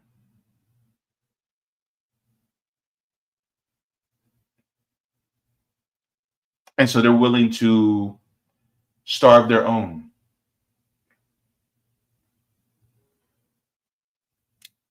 And people will say, well, they did this to the hostages, they did that to the hostages. Okay, so Israel's going to make up a lot of different narratives and lies about what's actually going on with the hostages. Won't we listen to the hostages themselves? 9 times out of 10, the hostages are talking about, actually, Palestinian resistance actually treated us very well. It's literally video evidence of it. Even when they come back, they're not starved, they're not beaten, they're not emaciated. But this is before they weren't being systematically starved. But now, if you look at Palestinian resistance as well as the hostages, they're all starving. But that's because Israel doesn't care about their own either. The people are really just a means to an end. So I ask you, if you're a Christian, once again, are these the people that you're aligned with?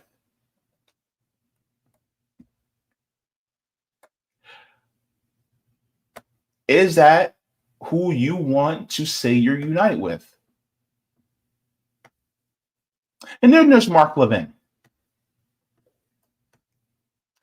Let's go to this, because Mark Levin had a few things to say. And the reason why I titled this as I am addressing Christians, Christian Zionists, because he's at a conference for CUFI. CUFI, C-U-F-I, stands for Christians United for Israel. They are literally Christian Zionists. Let's hear what he has to say here.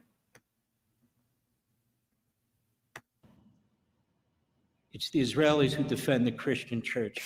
It's the Israelis who defend the Druze. It's the Israelis who defend the Bedouins. It's the Israelis who defend, you name it. Okay, first of all, let's stop there, because that is a lie. Because if the Israelis actually defended Christians, then they would never have murdered Christian Palestinians. Hell, guess what? Guess who else they murdered? Jewish Palestinians. Did you know there are churches churches and synagogues in Palestine? Yes, and they destroyed them because they don't care about Palestinians who are Christian. They don't care about Palestinians who are Jewish. That's who they are. So they're literally, this person, Mark Levin, is literally advocating for the murder of his brothers in Christ.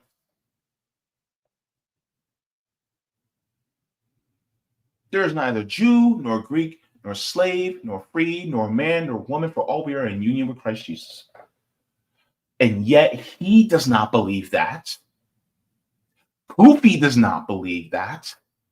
So therefore, can they call themselves Christian?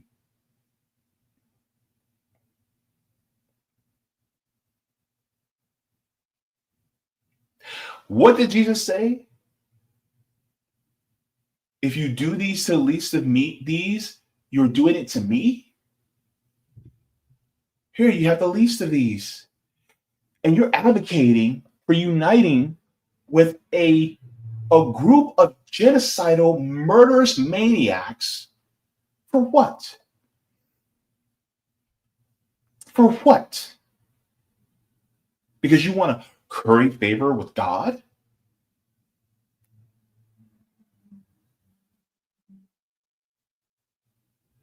If really it is that you are trying to save people, that's not up for you to intervene. The Bible literally says, vengeance is mine, I will repay. Therefore, you're supposed to let God do all the vengeance. You're supposed to let your salvation come through him. Why are you the one forcing God's hand? Why are you the one that are going beyond God's timetable? Do you not have faith in God? Are you actually a Christian?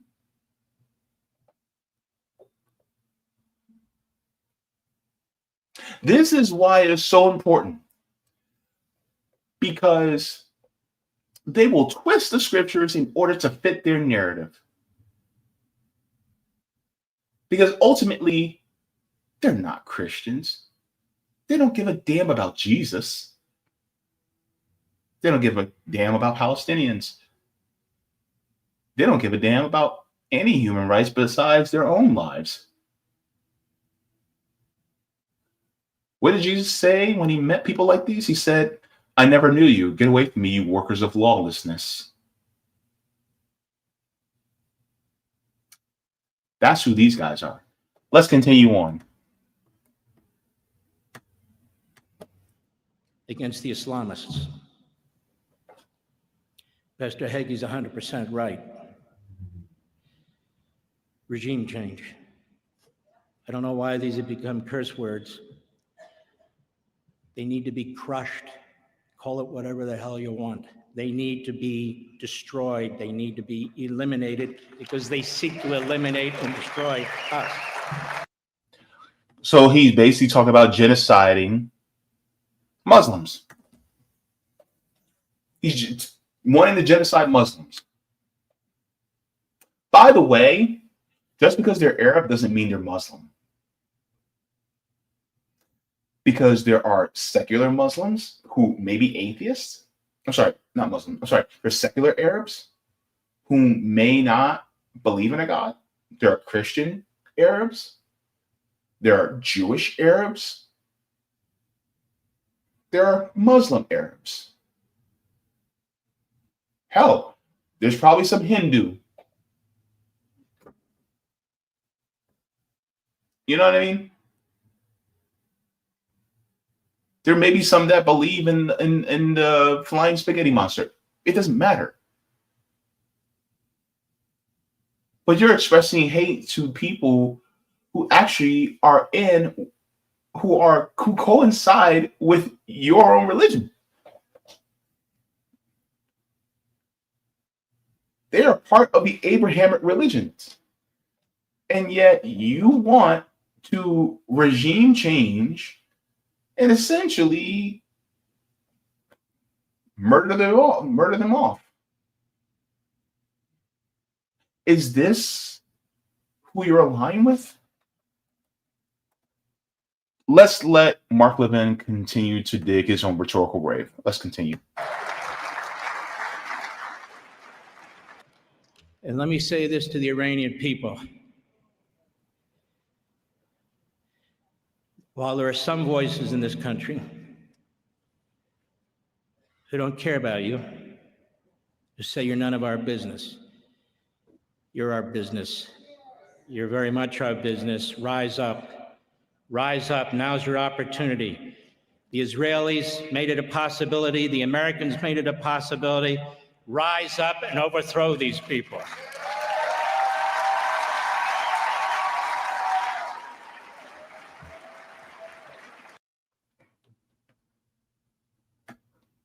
Let them operate themselves in a democratic way, the way they want. That's what you do. You don't intervene in other sovereign nations' affairs.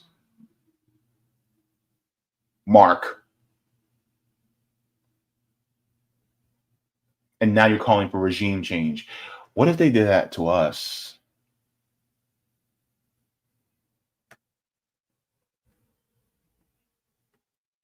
Let's continue. How much you want to bet if they had an election in Iran, Benjamin Netanyahu would be elected president of Iran? Oh, no, he'd be elected for something, but it definitely wouldn't be president. I'm just saying, if Benjamin Netanyahu were to show up in Iran, he'd be elected for something, but it definitely wouldn't be president. They'd be trying to elect how many feet he should be put under the ground. Benjamin Netanyahu is a monster. He's a very hateful, despicable man. For you to be speaking glowingly of Benjamin Netanyahu, it shows me the type of person that you really are. The same guy that didn't say a word, didn't condemn someone who tried to solicit sex from a minor who was part of the Netanyahu regime. What? Are you serious, Mark? Are these the people that you're aligned with if you're a Christian? Let's continue on. Or Donald Trump would be elected president of Iran? Not that California racing. That's why they don't hold elections.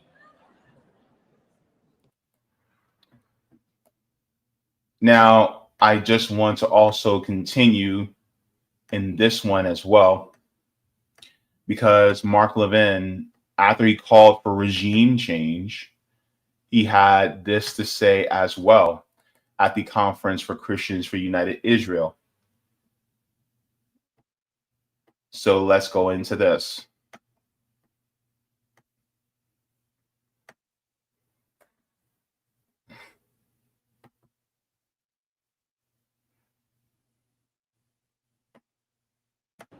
Ronald Reagan said in 1985, July 7th, 1985, almost 40 years to the day, we're not Fortress America, and we're not going to be Fortress America.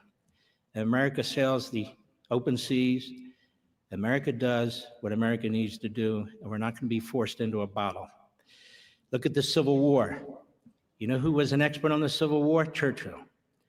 He studied this. You mean that racist, wrinkly bastard who basically implemented a lot of imperialism that happened, to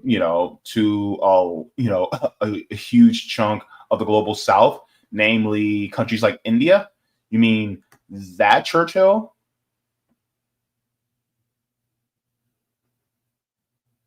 Yeah, of course he was a student in the United States. You know who else was a student in the United States and what they did? Adolf Hitler. How do you think he got the camps? He studied what they did to the Native Americans as well as what they did to us and my people. If you're a Christian, are you united with this? Is this your people?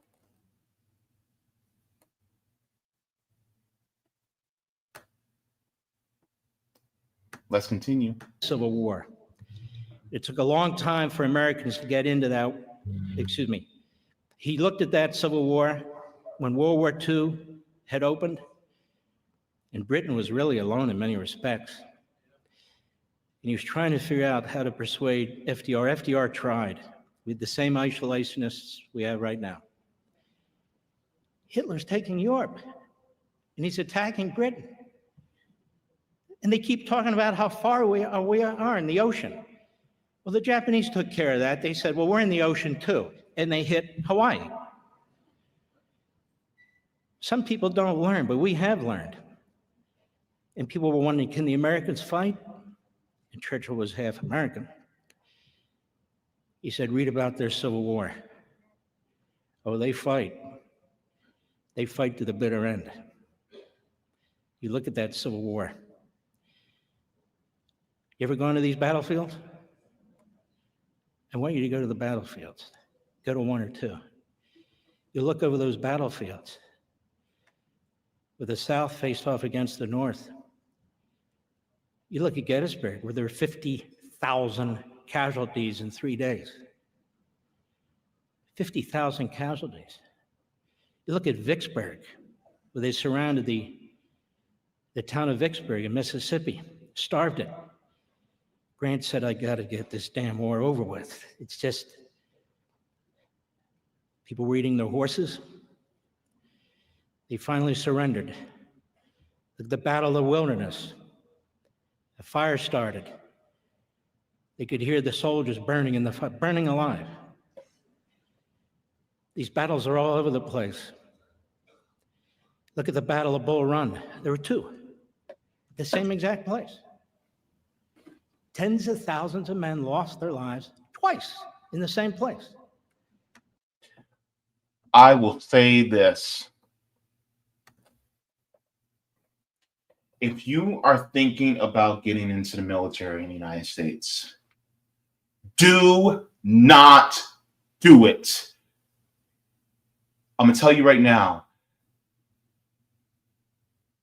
this maniac is essentially calling for our people to die for Israel.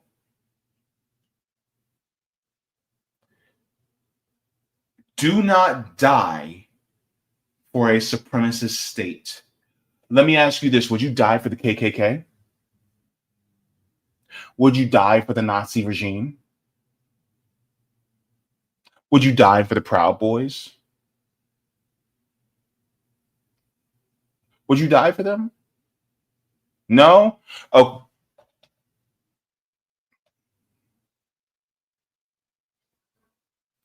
The best way to serve your country is to actually Volunteer, the mutual aid organization, do mutual aid and do what even the politicians can't do, or the fact that they won't do. But this is who Christian Zionists are. Thirsting for death and destruction. And I'm going to tell you why in a second. Because it's very ugly. Very ugly. Outside of Washington, D.C. Chancellorsville, I could name them all. I've memorized them. Over 700,000 casualties in a nation of 24 million people. Churchill said, oh, they can fight. Once they get angry enough, they can fight. Americans are warriors too. Donald Trump knows Americans are warriors too. We don't look for war. We never do. That is complete and utter lie. That is a fabrication. That is a bold-faced lie. The United States is always looking for war. Why? Because the war profiteers want it, so they can make more money off of dead bodies. So that is a bold-faced lie. Oh, we don't go looking for war. Dude, Mark Levin, sit the fuck down.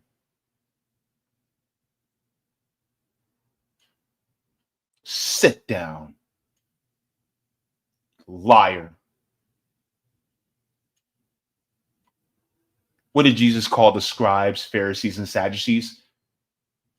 Hypocrites, offspring of vipers. Your father's the devil.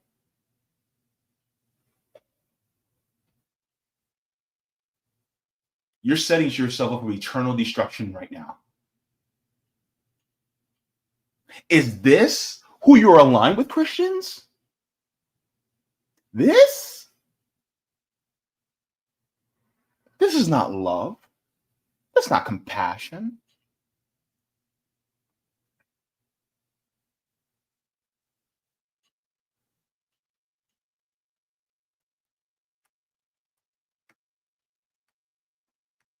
But if it finds us, we don't cower. Well, you know what? We have an enemy within. It's more complicated than a military battlefield. I'm going on, I'm almost done. It's more complicated than a military battlefield. They've seeped into our culture. They've seeped into our schools. They've seeped into our media. They've seeped into the Democrat Party. They're seeping into a piece of the Republican Party. They've seeped into our courts. It's much more daunting to figure out how to deal with this. But it all starts by recognizing it and confronting it wherever you see it and speaking out. He's a monster.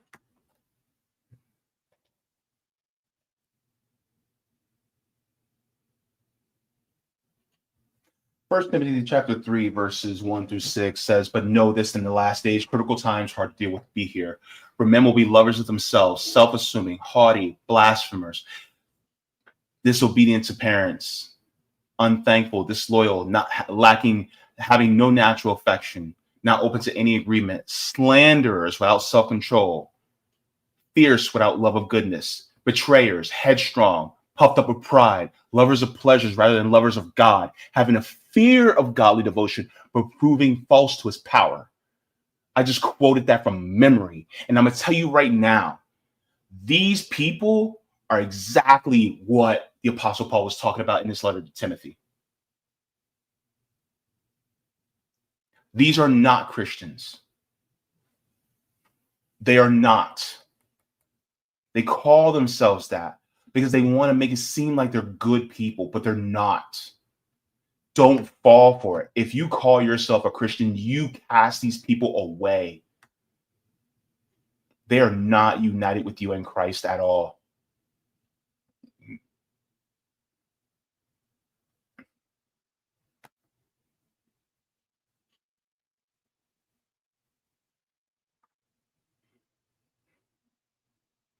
I think it's important that we realize who these people are.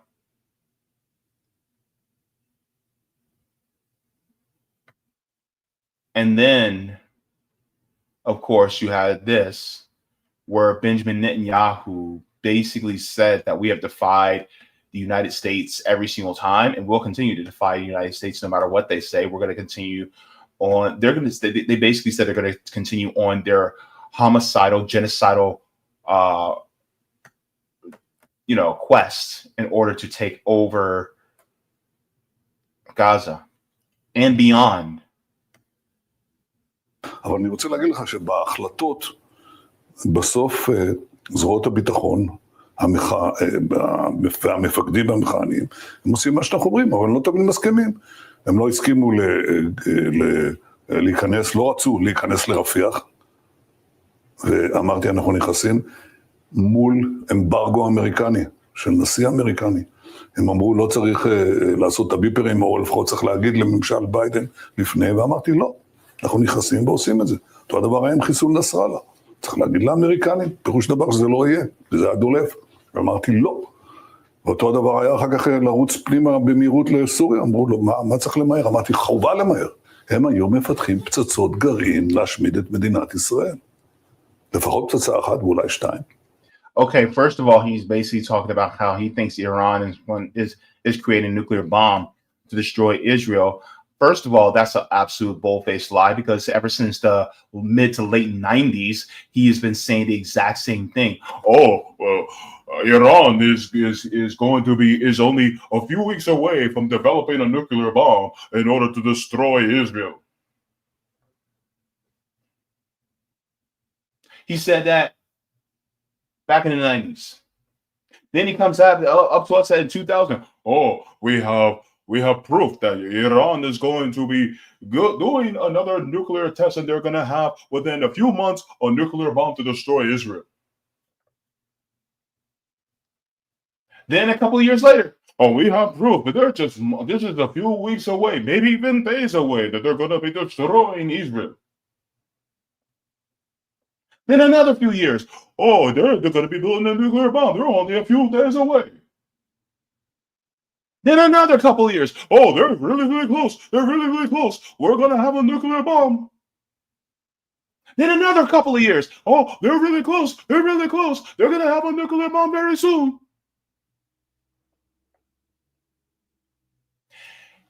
This man will die with a headstone that says, the Iranian regime is going to have a nuclear bomb within 3 or 4 days. He's going to have that as a fucking headstone. He's been saying this for goddamn 30 years. Do they have a nuclear weapon?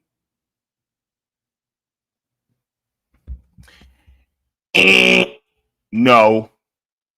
They don't even believe in having one.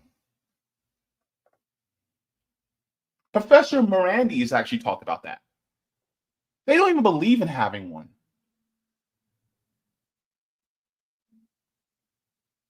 And yet, he continues to lie.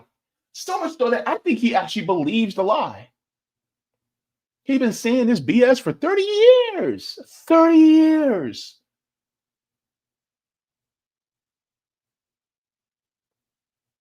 That comb over is a weapon of mass destruction. Forget Iran having a nuclear weapon. And yes, I will insult his looks because he's a vile, disgusting, despicable war criminal. Look, my decorum goes out the window with people like him. Fuck decorum. I will insult his looks. I will go low.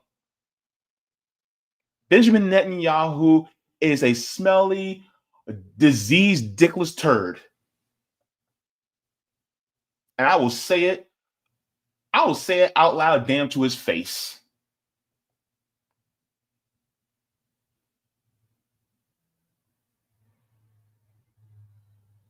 But this man is a monster. If you're a Christian, do you align with this? And I'm not just saying, oh, well, just the Netanyahu regime. I'm not sounding like Bernie. No. It's the entire project of Zionism. because he is a perfect reflection of how they feel. This is why he's in power. And he's been talking about, oh, I've been defying the United States all these different times. He's bragging about it. He gave the middle finger to the United States. All you America First people, how do y'all feel about Benjamin Netanyahu? How do you feel about the Israelis? How do you feel about these Zionists that are continuing to kill babies? And if you call yourself a Christian, but you make excuses for this, you were never a Christian. Jesus don't know who the hell you are.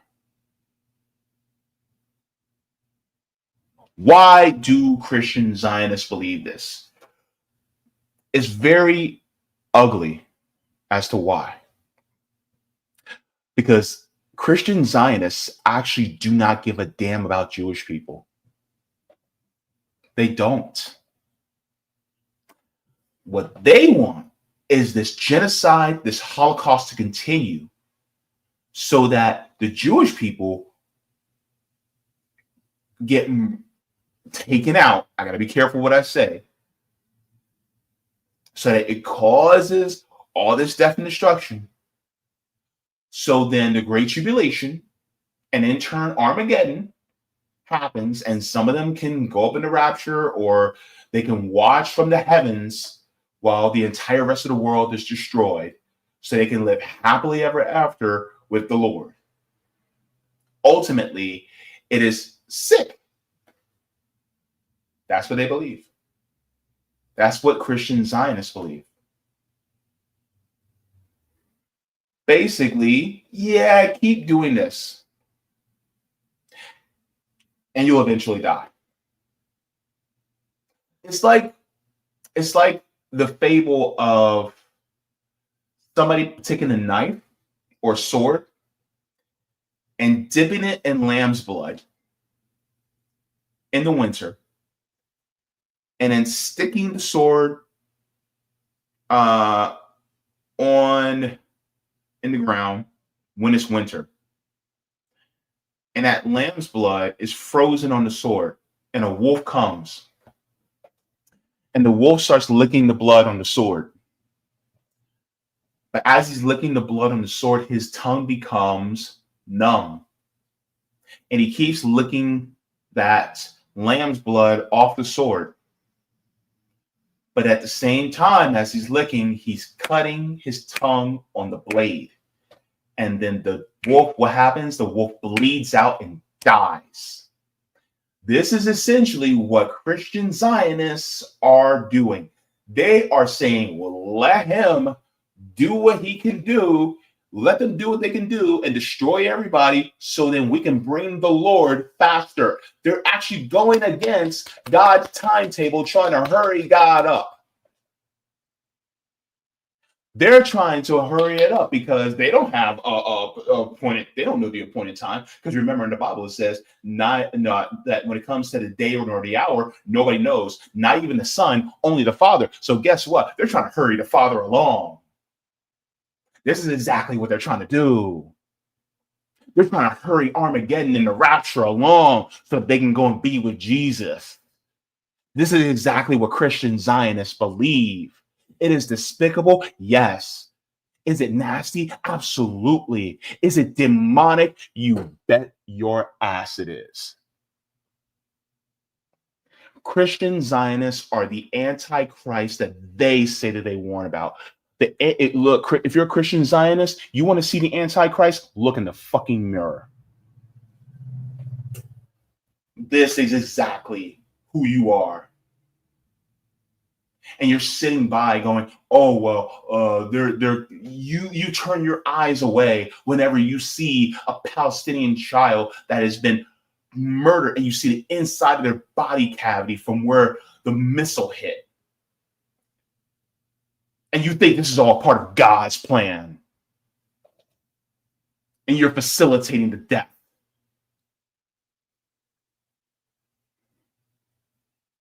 Even in the Hebrew scriptures,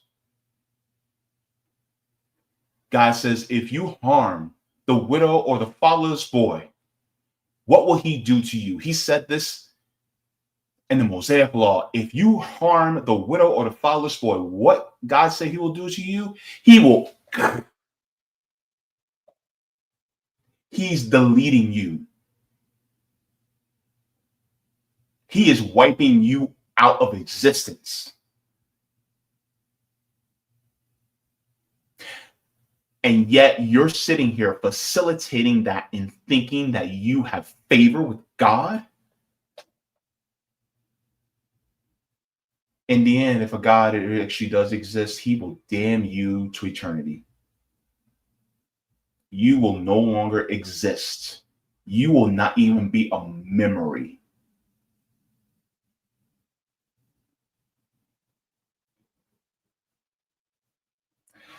Is this who you're aligned with?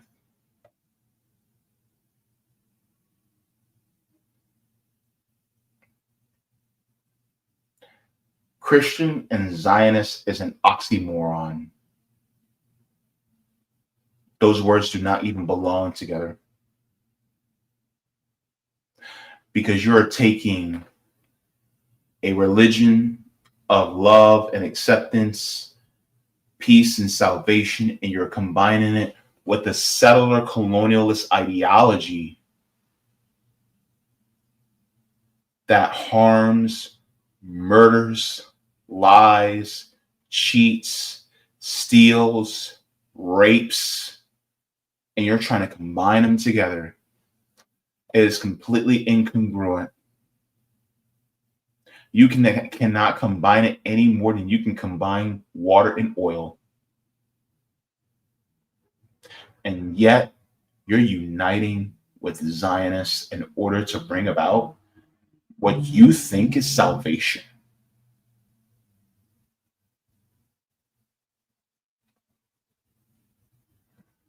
I'll end with this.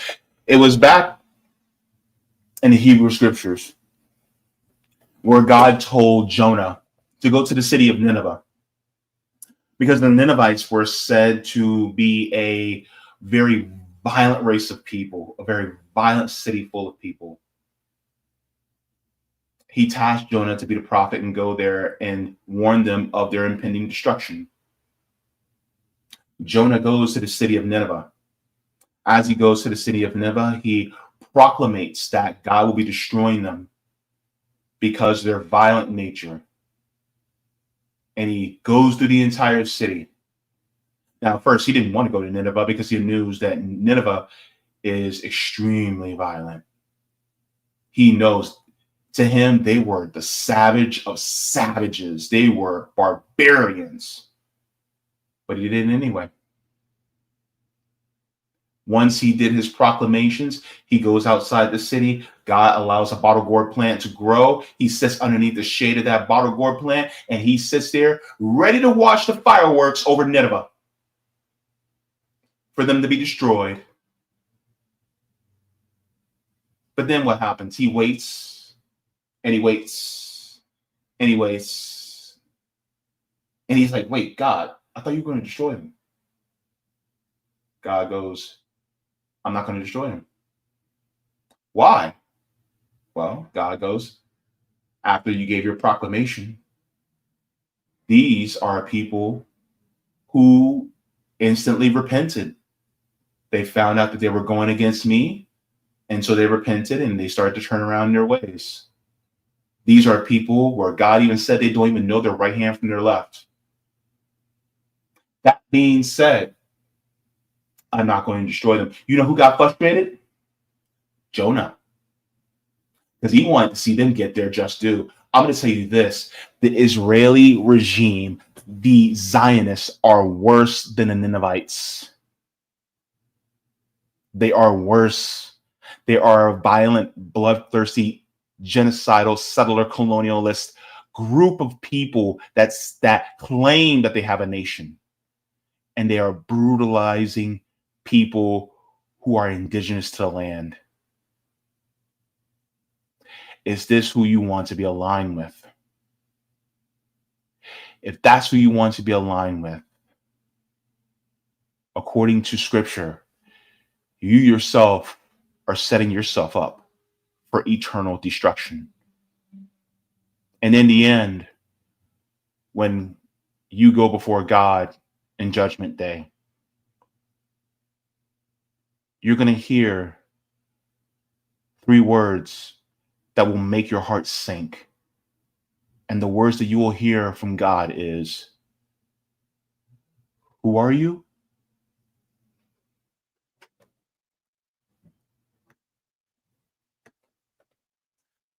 Go ahead and like the stream. Thank you so very much. I felt the need to address that because I am sick and tired of these fake Christians who are advocating for this genocidal state. And then next thing you know, they get all shocked and then they want to repent. Once it's like, oh my God, I can't believe I believe that. Well, look, people have been screaming at y'all for the longest time.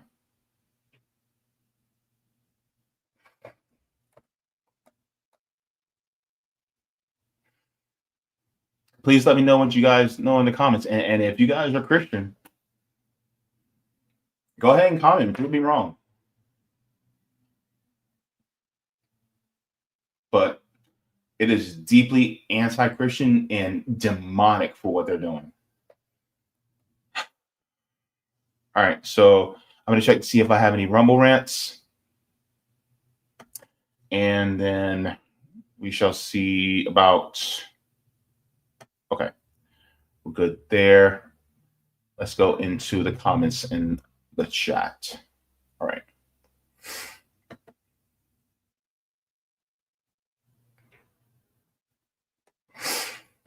Holly Horn says, just keep in mind, 83% of Israelis support policy towards Palestine. 83%.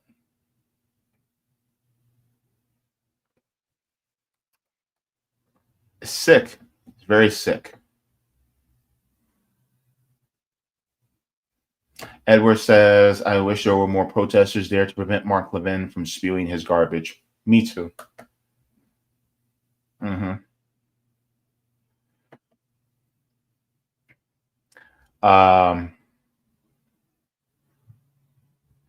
Jay's Heart says, I hope these are not the end times, JB, but these are people pushing for it to be. They're making the case right now for how horrible they are.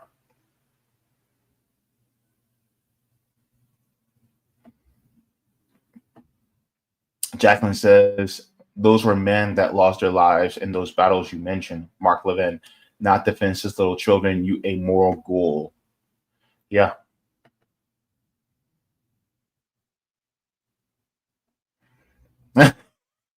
Jace said, dinosaurs left cave paintings depicting Iran being 2 weeks from a nuclear bomb.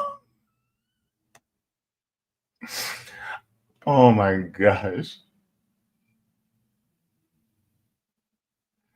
Oh my God.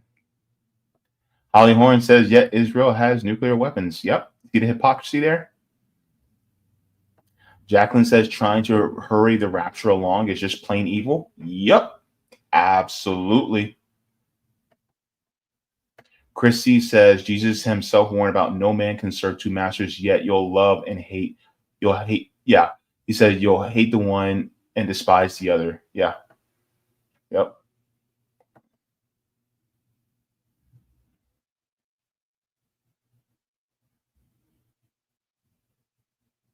Thank you very much, Chrissy. And Jasmine says, good sermon. Thank you very much. Because I'm just sick and tired of CUFI and APAC and J Street and all these other Zionist online groups who are advocating for genocide of Palestinians. And I'm gonna tell you right now, if they're going to do it to them, then guess what? It's going to happen here. It's going to continue on here. They're no different. They're no different than the KKK when they twisted the scriptures in order, and slaveholders when they twisted the scriptures in order to enslave my ancestors. It's no different. No different at all.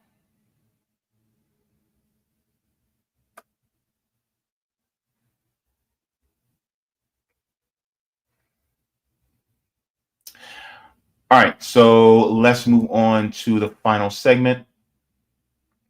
I think it is time for me to do so. All right, so if you guys have not already, we're going to go into the final segment. I'm going to make this fast because this one is a good one that I want to get into as well. So let's go into the thumbnail.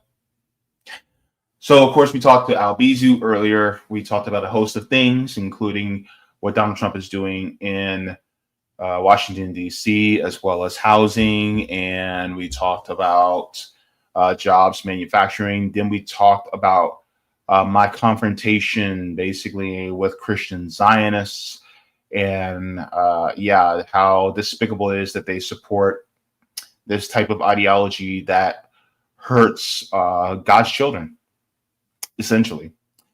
Now we're going to be going into the scam. This scam that many people should be aware of about, I call them payday loan apps. They don't want to call themselves app, but that's basically what they are. So we're going to be getting into that. So is it a scam or is it help? We're going to be getting into that right now.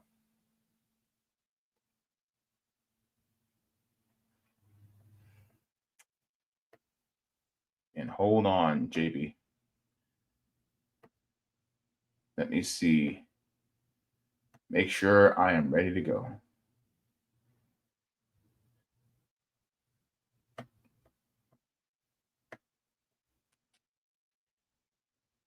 I could have swore I had this. Sorry, people.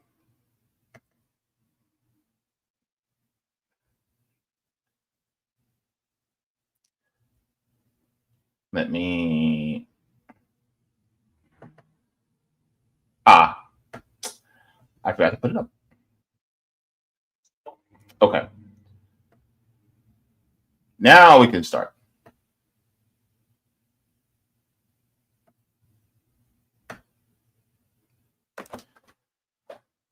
Payday. It seems like whenever we try to go between payday, it's like right when you get maybe a couple of days, maybe a few days before payday, it seems like your money just runs out right before you get to the next paycheck. Well over half of Americans are living paycheck to paycheck in this country. And so instead of fixing the underlying cause for this, corporations have found a way to profit off of people living paycheck to paycheck as well. These come in the forms of different apps now that promise to give you a piece of your paycheck early so that you can make it before the next payday. But is this helpful or is this a scam? We're going to be getting into that, and I would like to take a look at this. And I want to give a shout out to Roger Meadows for this video because I think it is deeply important that we take a look at this. Wait, was it Roger Meadows that sent this one to me? It might as well have been because this is the type of stuff that he'll send to me anyway. I think he'll like this one though. Let's get into this. This was actually a More Perfect Union video. Let's get into this because this one I think is very important for us to discuss. And it says, I need my paycheck early. Then I got cheated by these apps. Americans struggling with ballooning prices. Rents are too high, childcare is too high. There are many American families that are a simple root canal away from financial disaster. More American families are drowning in debt. U.S. household debt now at $17.94 trillion. Renita is one of the 60% of Americans living paycheck to paycheck. She works full-time to provide for her 4-year-old son. He has a developmental disorder, so he has therapy 4 times a week and needs extra care in general. If you're in a single income household like mine, the odds are kind of stacked against you at that point. These days, when Renita is short on cash, she's been using Earnin, one of these new banking apps that call themselves Earned Wage Access. And they've got a pretty appealing pitch. Did you go to work today? Probably. Did you get paid for the work you did today? Probably not. You won't see that money till Friday, right? Stop waiting for payday. With Earnin, you can get paid as you work. I can get you up to $500 of your future money now. I just partnered up with Dave. They've got ads with celebs like Jason Derulo and flashy investors like Mark Cuban. They've got Democratic lawmaker support and lobbyists who sound like Bernie Sanders. Cost of living has skyrocketed across the country. 2/3 of Americans live paycheck to paycheck. Paycheck to paycheck. Paycheck to paycheck. They say they're fighting for the underdogs, like David slaying Goliath, Goliath being predatory big banks. But people who have actually used these apps have a different take. That should be illegal. I feel deceived by it. It's crazy. It's absolutely insane. This is not some scrappy fintech startup scene. This is a industry that's backed by billionaires like Larry Ellison and Mark Andreessen to make profits off people who are struggling. Today, Oh, so when there's a billionaire involved, you know it's about to be bad. Oh, you know it's about to be bad. All right, let's get into this. Baby, it is, oof. And trust, I have experience with these. Let's go. I'm going to show you how EWA apps can make life feel like a series of traps. And even if you don't use these apps, they could affect you too. Because with the help of lawmakers and the nation's largest employers, earned wage access is perpetuating some of the most unstable parts of our economic system. And with one wrong move, the whole thing could collapse. Here's how it works. Brunita has connected her bank account to Earnin. If I want to borrow money, it tells me like how much I can cash out. In Earnin language, that amount is her earnings, and it's determined by an algorithm. You spin the little wheel and then you choose to transfer out. Wait, what's that? So, yeah, it says tip what you think is fair. So they're asking for a tip. Do you ever? No, I do not. What do you think? What do you think about this app asking you for a tip? The audacity. I'm here to borrow money. I don't have any to give you. Right. Okay, surely nobody tips their banking app, right? But the data shows that the apps receive tips 73% of the time. This is because they're very manipulative. At one point, Earnin made you click 13 times to opt out of tipping. And the Dave app messes with your emotions, telling you your tip is going towards helping hungry children.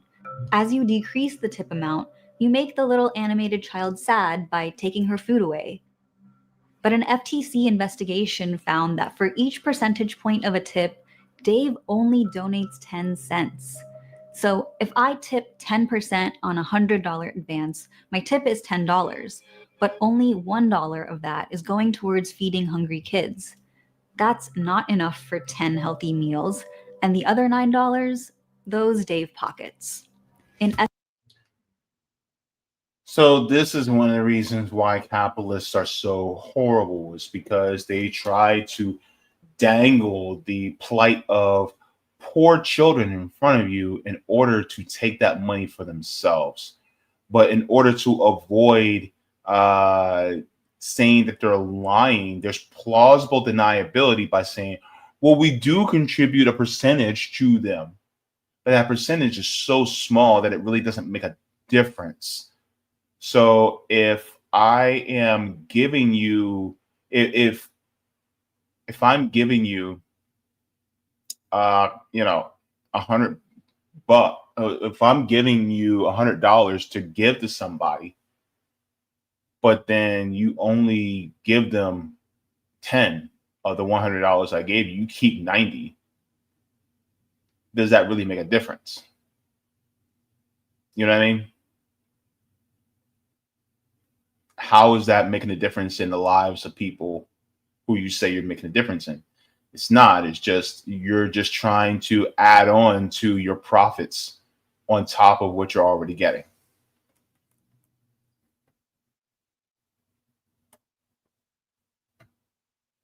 SEC filings, they've reported making $68 million from tips last year. And according to Earnin, about 40% of our revenue is tips. Oh, so zero tip, and Nope, we got the same wheel. Yeah. zero. So after opting out of tipping a banking algorithm, Runita has two options to receive her cash. If she selects this free version, the money could take a day or two to hit her bank account. With the lightning speed option, she can get it right away, but there's a transaction fee between $4 and $6. And then once you click that, then Yep, the transaction. that completes it. Yep. The next time Runita gets her paycheck, Earnin automatically takes back the money she withdrew plus any fees. So when I heard... So a lot of people may be familiar with the Earnin app and how this operates, but I'm gonna let you guys know it's also on apps like Cash App. How many people use Cash App? By the way, here you go. So it may be in backwards, but it says unlock up to $400 with Borrow. No credit check, receive cash instantly, only a 5% flat fee, and 4 weeks to pay it back. How many people do you know that have gotten caught up in this where they don't have the money to pay it back, and so then they owe Cash App this huge amount of money, right? And so then when it comes to actually getting money that you need, then it's like, can I Cash App you the money? Well, no, you have to find another way to do it, right? And a lot of these apps are actually now starting to have a borrow function. Like for instance, PayPal, I think, is starting to do a borrow function. If not, they probably already started. Venmo is probably doing something like that now too. And by the way, I also used to have Dave as well. I stopped using them because I'm not going to borrow money. Because the problem with borrowing money is that once you start, you become dependent on it. I'm going to give you guys a little bit of a story that happened with me.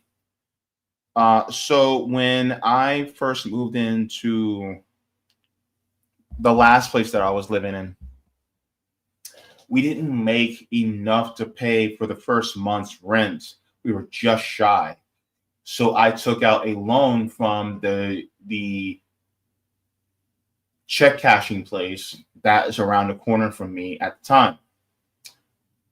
And so because I took that money out, I was able to make the first month's rent on time and everything was fine. But I had to pay it back plus I think it was 10%. And so because I had to pay it back, well, guess what? That was money that needed to go towards the rent. But then I had to wait 24 hours, come back and take that money back out again because I didn't have enough. And by the way, I'm on a fixed income. And so then I would have to pay it back, take it back out, pay it back, take it back out.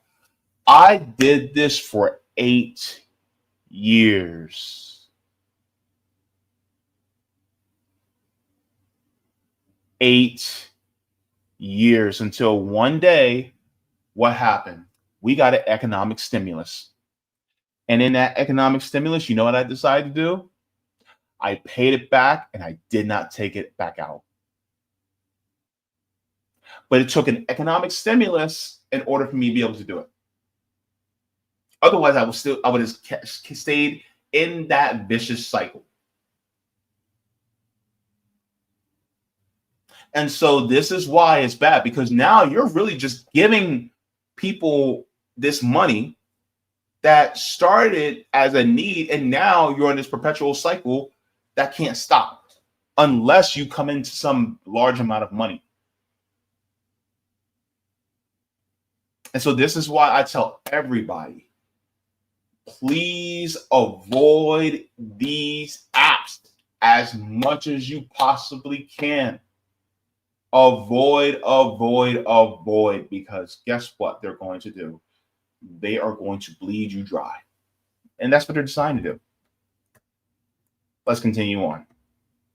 For this, I was kind of like, okay, this just sounds like a payday loan where you borrow a few $100s and pay it back with your next paycheck with lots of interest, of course. By the way, payday loans and check cashing stores are all up and through the hoods. And where I live, there is one. There's probably like 4 or 5 within the same block of me. But if I was in a more affluent neighborhood, they would not be there. Instead, there would be banks instead. All right. What are the interest rates? There. Damn, I thought that was the year of establishment. But all of the EWA app users I talked to said they would never consider taking out a payday loan. I grew up seeing people use them, and the energy is already kind of like down, feels kind of loan sharky. They're always in buildings that are not well kept, abandoned shopping malls. The apps, on the other hand, have bright colors and clean design. You can download them right from Apple's App Store and on Google Play. That's gotta mean something, right? They're sending you puppy videos on Snapchat, they've got cuddly mascots, and they've got paid influencers on Instagram and TikTok that reassure you that it's totally not a loan because no late fees, no credit checks, and no interest. It's your own money, just earlier. And if you don't see their ads on social media or TV, you may see them at work. It was in the teacher's bathroom, next to the OSHA signs. Lee saw an ad for an app called Daily Pay at the school they worked at in Kansas. Daily Pay is one of the EWA companies that partners with big corporations like Amazon, Target, and McDonald's to offer paycheck advances as a benefit, like PTO or health insurance. So Lee signed up, the school turned over their payroll information to Daily Pay, and soon Lee could start withdrawing money from their paycheck whenever they wanted. I have money in my account before payday, right? It's almost like endorphins. Like Vernita, Lee grew up watching their parents take out payday loans and saw how financially damaging that was.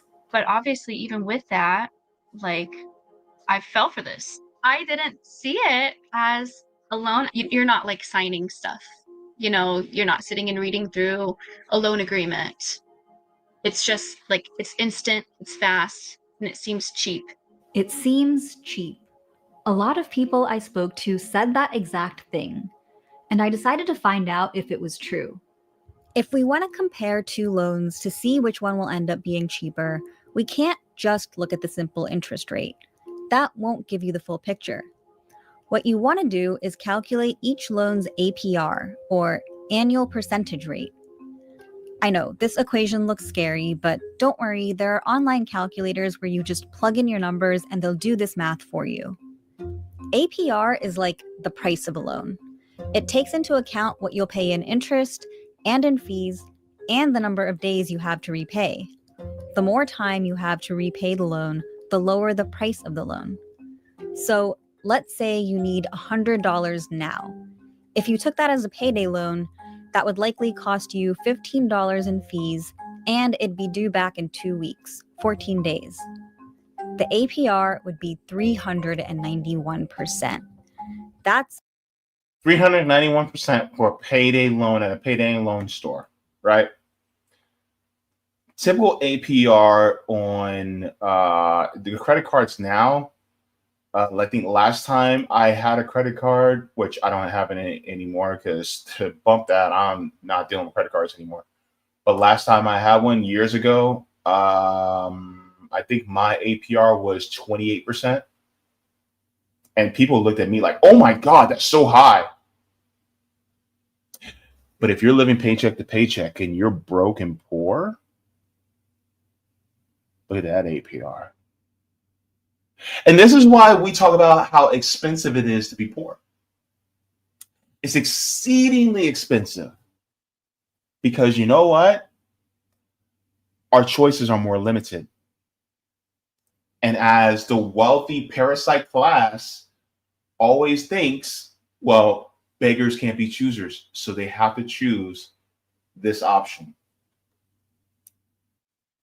So it's either eat this BS or starve or go homeless. Let's continue on.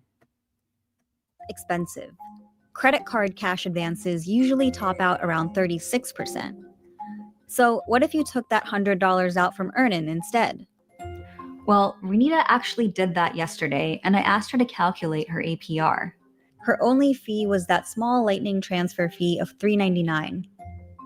But she's going to get her paycheck tomorrow, and even if she needs the money for something else, Earnin will take back what she owes right away. So she only has 1 day to repay, which means her APR is 1,456.35%. Insane. That's a lot. My mind is blown. Jesus Christ. A study conducted by California regulators found that the average APR for companies like Earnin is 334%. But these calculations don't include all the random hidden charges these apps can have, like subscription fees. I don't care how small the fee is. They're getting it right back the next day. That should be illegal. Yes, quadruple-digit interest rates should be illegal. So why aren't they? Well, interest rates are regulated on a state-by-state basis. I'm currently in New York, where the APR on small loans is 25%. That effectively bans payday loans. Their business model just isn't as profitable without high fees and interest rates, so they don't operate here. But EWA companies do, because of an extremely dumb loophole. Lending laws technically only apply to loans. These are not loans. EWA is access to earned wages, not a loan. We are advancing money and getting paid back. Right, guys, it's not a loan. You're just borrowing money and paying it back later.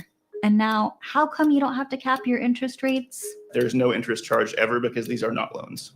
Okay, so let me get this straight. You're not a loan because you don't charge interest. And those fees and tips you charge are not interest because only loans have interest. So hang on. What happens if I loan you money? Even if it's zero interest on that loan, it's still a loan because I have to pay you back. If I give you money, if you give me money and I have to pay you back, that is a loan. That's by definition a loan. And then if I have to pay it back by payday, then that is a payday loan. It doesn't matter if there's interest or not. It's still a loan. You see how these corporations work? And they go, well, we're not charging interest, but you're charging a fee. That's still a loan. And technically, even though you're not charging a percent of interest, you're just charging a fee, that's still a fee attached to how much money you borrowed. Therefore, it is a loan.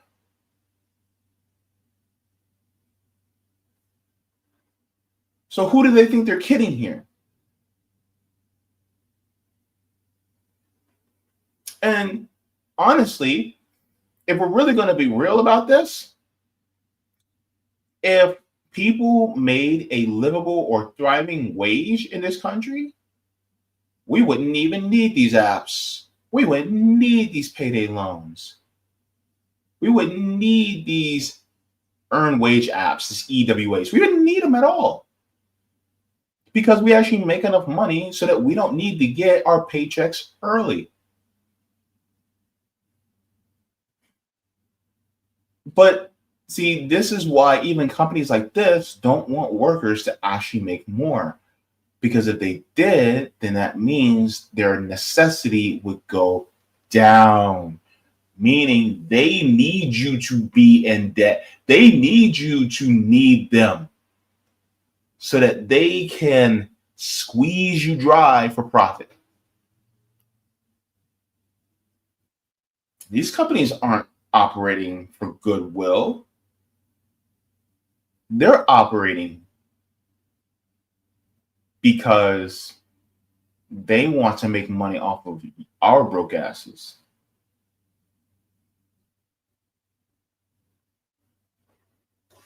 Let's continue on. And you're not alone. If you're starting to get dizzy, buckle up because there's more. EWA lobbyists use words like choice, dignity, flexibility. They're trying to convince lawmakers that they're providing an important service to working Americans. And they started doing this years ago, before most people had ever heard about earned wage access. That's allowed them to define the narrative by repeating the same 5 talking points.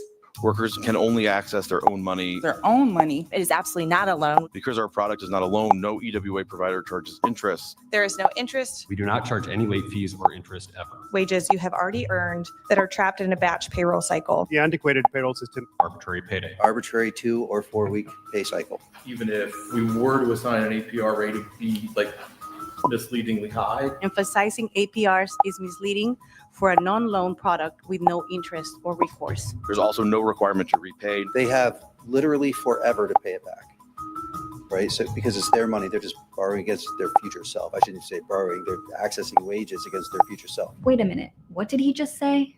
They have literally forever to pay it back, right? So because it's their money, they're just borrowing against their future self. I shouldn't say borrowing, they're accessing wages against their future self. Oops. They can't even. They're borrowing, which means that it's a loan.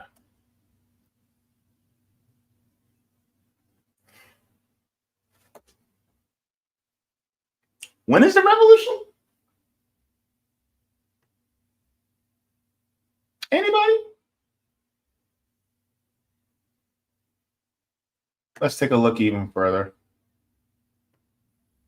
And keep their own tangled knots straight. I was getting lost in all the corporate doublespeak, so I got help from Andy Morrison. That's him testifying against EWA lobbyists in the New York State House. These are essentially payday loans by another name. Andy debunked every talking point. First up, that there's no interest. It's not true. The average effective interest rate on EWA loans is over 330% APR. So are fees the same thing as interest? Yes. When the cost of a loan is calculated, it's inclusive of fees. And in this case, it should be inclusive of the tips. What about their claim that you never have to pay it back? They have access to your bank account. They're getting paid virtually every single time. And those antiquated payroll systems. There's nothing inherently broken about a 2-week pay cycle. What's broken is that wages are too low and the cost of living is too high for millions. So basically, they wanted to keep it that way so they can continue to swindle you and squeeze you dry. That's why these companies exist. They're the bottom feeders. Of workers. Is APR really misleading for these short-term loans? It's just the standard of measurement for loans everywhere. Andy said EWA companies claim annual percentage rates are misleading because their loans don't last for a whole year. That's like saying that you didn't violate the speed limit in miles per hour because you didn't drive for an hour. You were only driving for 2 minutes. And finally, altogether now, is it really your own money? What they're doing is lending. They're offering a worker money against their future earnings. The worker has to pay that back. It's a loan. Just in the past few years, these apps have drained at least $500 million in fees and tips from working Americans, and that's just in New York. This should piss off lawmakers, and yet a lot of lawmakers kind of fall for it hook, line, and sinker. Earned wage access, in my opinion, does not qualify as a loan. I think it is an amazing concept. You're not loaning me, the money. It's mine. I earned it. I do think that this is a real solution for our constituents. Once they win over enough lawmakers, fintech lobbyists get one of them to introduce a regulatory law. During the hearing, they're like, hey, we're not predatory. Look, we want to be regulated. I crisscross the country generally supporting legislation. Meanwhile, the legislation was written by fucking ALEC, the guys that are secretly behind tons of conservative state laws, like Stand Your Ground and bills that weaken labor unions and restrictive voter ID laws. They're basically a fill-in-the-blank bill factory for pro-corporate lawmakers. That's how the same EWA bill ended up on state house floors across the country. It gives legal blessing to the way these companies already operate and ensures they won't have to cap fees or disclose APRs or be subject to other lending rules. So essentially, it's just corporate power continuing on. So I'm going to advance ahead because due to the sake of time, but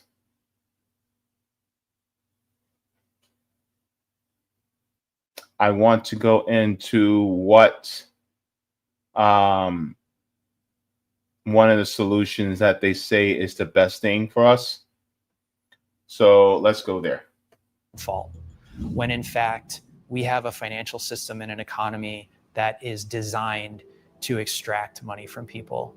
And I think the EWA industry really exemplifies that. Now, at this point in a video about consumer exploitation, I would normally give a shout out to Lina Khan over at the FTC for going after EWA companies. And I'd also mention that last year, the Consumer Finance Protection Bureau issued a statement that earned wage access is a loan and should be regulated as such. But Elon Musk is on a mission to delete the CFPB, and the Trump administration has already started trying to make that happen by closing down the headquarters and telling staffers not to do any work tasks. And Lina Khan is out too.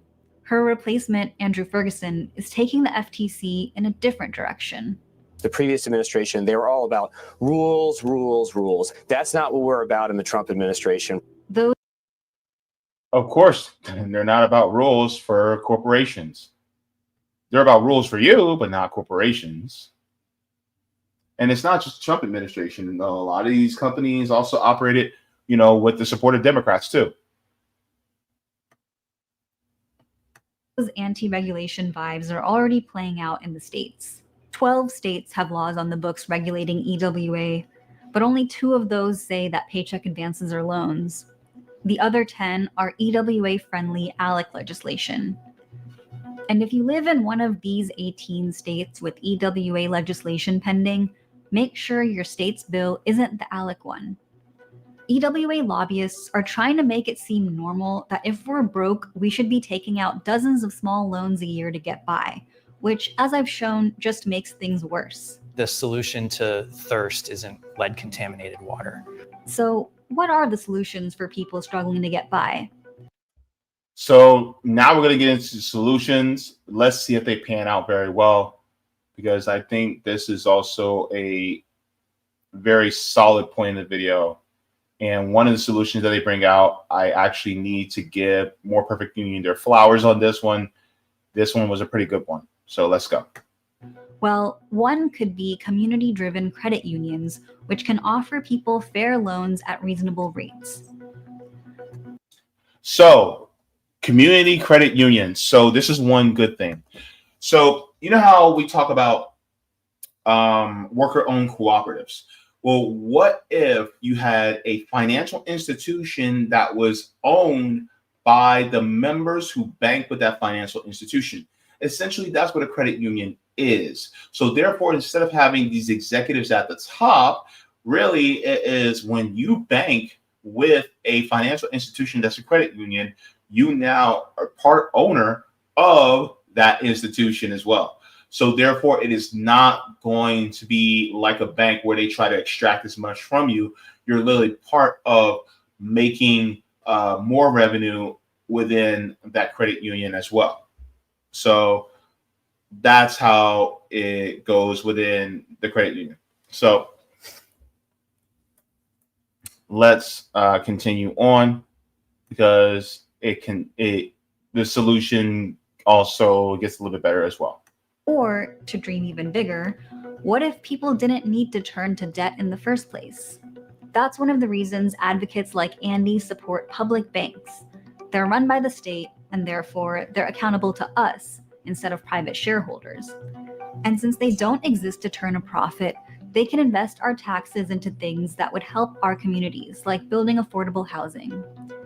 It's part of the recipe for how we create an economy that works for people, that doesn't exist to extract profits, but actually exists to build wealth and root wealth in local neighborhoods so that people can thrive. But instead of So public banks, I am glad they mentioned this, because public banks are actually a very good thing, because like I explained to Albizu a little bit earlier, is that a public bank is basically a public institution, and the bank is owned by the municipality, or it could be the state, and essentially is people owned. And so they take in, so what happens is that the government, whether it be a municipal government or a state government, they'll take the tax money that is paid by the citizens, and they'll take that tax money and they'll deposit it into the bank. What the bank does, and this is what all banks do, is that they will take the money that's deposited in them, and they will take that deposits, put it in the market, and make it grow. And then they will redeposit the money back into the account with the profits going to the bank.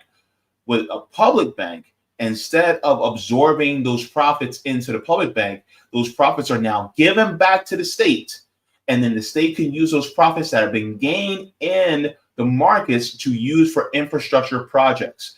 So when it comes to things like building schools, roads, waterways, it could be bridges, it could be many different things involving public infrastructure, so that number one, taxes don't go up.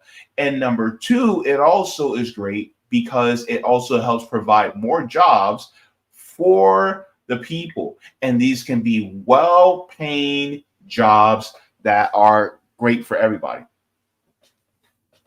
And so when it comes to these types of programs, like for instance, a public bank, these are things that we need to be working towards. I am a dreamer and I like to dream big, and I think we should swing for the fence. And I think instituting a public bank should be part of a revolution, because ultimately that's what's going to help us to have a better, thriving future for everybody. And this also could be in implementing for housing, public housing, like building like literal public housing for people so that we can end homelessness. This could be for part of our building of universal nationalized healthcare systems so that we can have that. So instead of having to depend on these private corporations or private equity in order to be able to have these things, we could just depend on ourselves and our public banks in order to be able to have them. And so also it can contribute to public transit, mass public transit, high-speed public transit, high-speed rail that is completely owned and operated municipally by the people instead of these corporations or these private equity firms. So this is some of the ways in which this can actually help us even further. So I'm very happy that More Perfect Union brought this up. Kudos to them. talking about any of that, we're stuck debating the definition of a loan and whether biweekly pay is good or not. That is why EWA is so dangerous, even if you don't use it. And even worse, by normalizing debt as a way to deal with low wages, they're reducing the pressure that would naturally build on employers to pay people more, thus keeping our wages low. Because the obvious solution here is literally just paying people more. That's what finally helped Lee and Renita break out of their debt cycles. Lee when they got a better paying job, and Renita when she got a raise at her current job. So ultimately, it means that people need to make a livable, or what I like to say, a thriving wage. So that is something that I think is absolutely positively necessary. And part of having a thriving wage means workers owning the means of production. Owning not just the means of production at their workplace, but also changing it into supply chains as well, being part of those workers owning the means of production so that it is influenced down the line. Because the thing is like, it could be one place that owns the means of production, but if the places down the line, also supply chain, are not that way, then they can also influence that business to still operate within the capitalist mode of production. So the best thing for us to do is to to influence supply chains as well for workers to own the means of production. This also means forming our government to favor worker-owned cooperatives as well.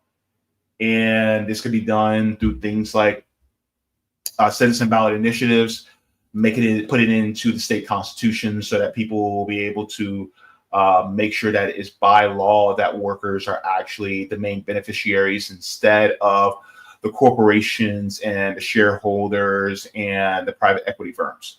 So this is why it is so important.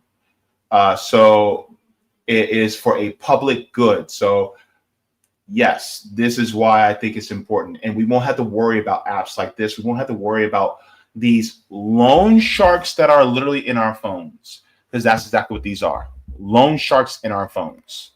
And so they can be laughed out of existence because we shouldn't have to worry about things like this, especially not in this country.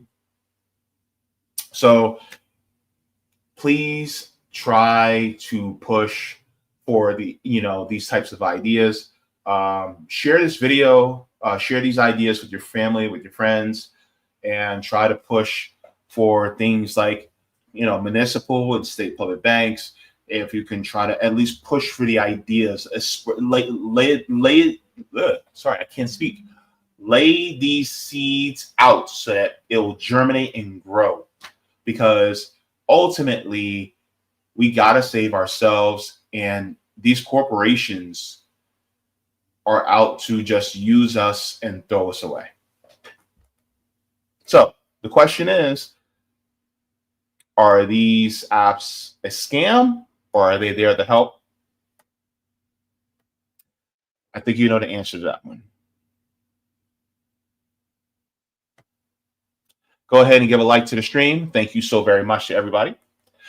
All right, we're going to be getting into the last final pieces of the chat, and then we're heading on out. We are home free, and I am hungry. All right, let's get going. Let me check on the Rumble side to see if we have any Rumble rants. All right, not right now, but we're good. Okay.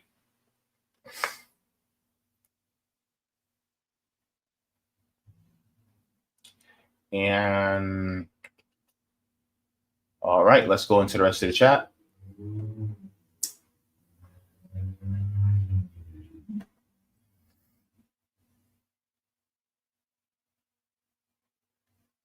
Okay. This is a great question from Jacqueline. It says, don't a lot of people starting a new job now have to wait a month in hand before they get paid, when before it was a week in hand? It depends on the pay schedule. So some people, they get paid bi-weekly. So if you get paid bi-weekly, depending on the time that you start within the pay schedule, typically if you get paid bi-weekly, it's probably about 3 weeks before you get your first paycheck. So that's how it works. If you get paid weekly, you might have to wait 2 weeks. Some places you get paid on the 1st and the 15th. Some places you get paid on the 15th and the 30th. It just depends on the pay scale.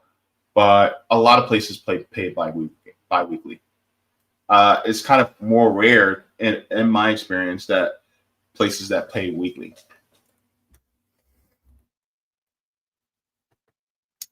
Jimmy says it's a clear scam. I agree.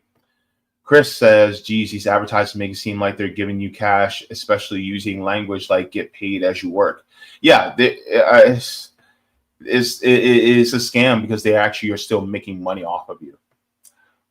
Thank you very much for this. W. Dill on the Kick side. Thank you so very much. Jay says, in times for capitalism, for sure. But yep, absolutely. Yes, Edward says, thanks for letting me know by confirming that this would put in debt even more. Absolutely. Chris says that's theft. Absolutely. Yep, it is. Definitely is. Jasmine says, wait, looks like payday loans found a new low. Absolutely.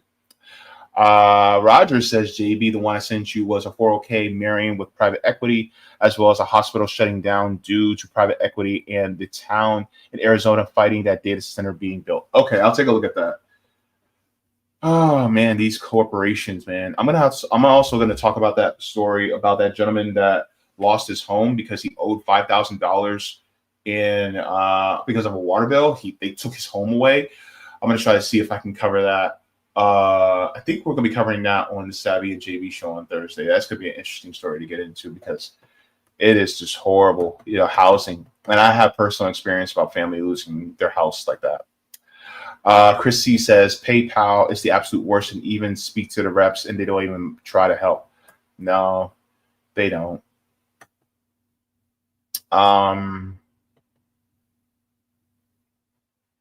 Yeah, Edward says, wow, JB, if it weren't for the stimulus check, you would have been still owing. Unfortunately, there are so many who are living paycheck to paycheck that they have no choice but to take out loans. That's something that I noticed whenever I went to the Payday loan store that I was using. Every beginning of the month, the lines will be out the door because everybody from the surrounding apartments in the area will be using them. So they were making a killing in that place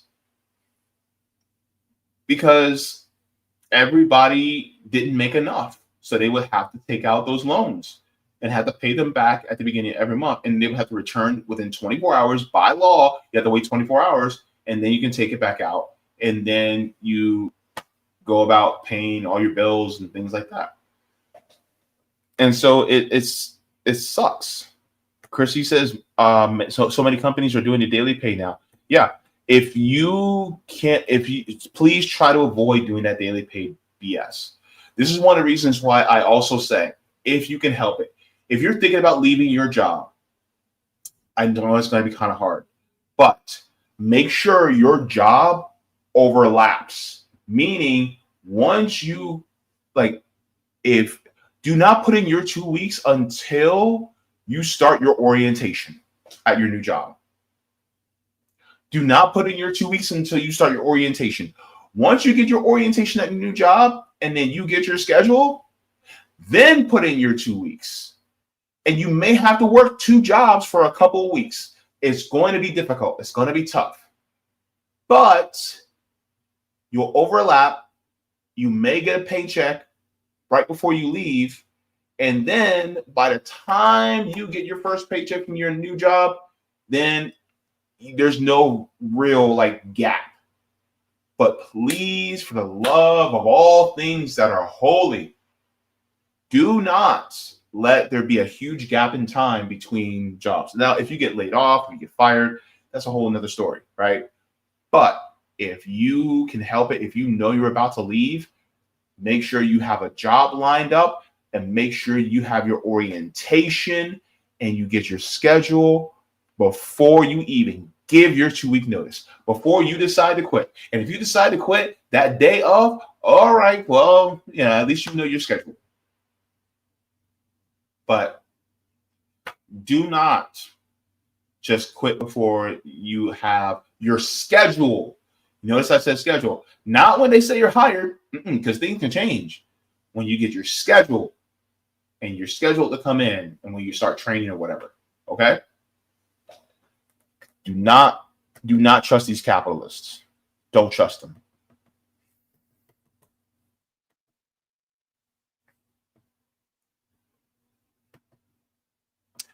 Roger says, I met Andy Morrison from the New Economy Coalition years ago. Oh, cool.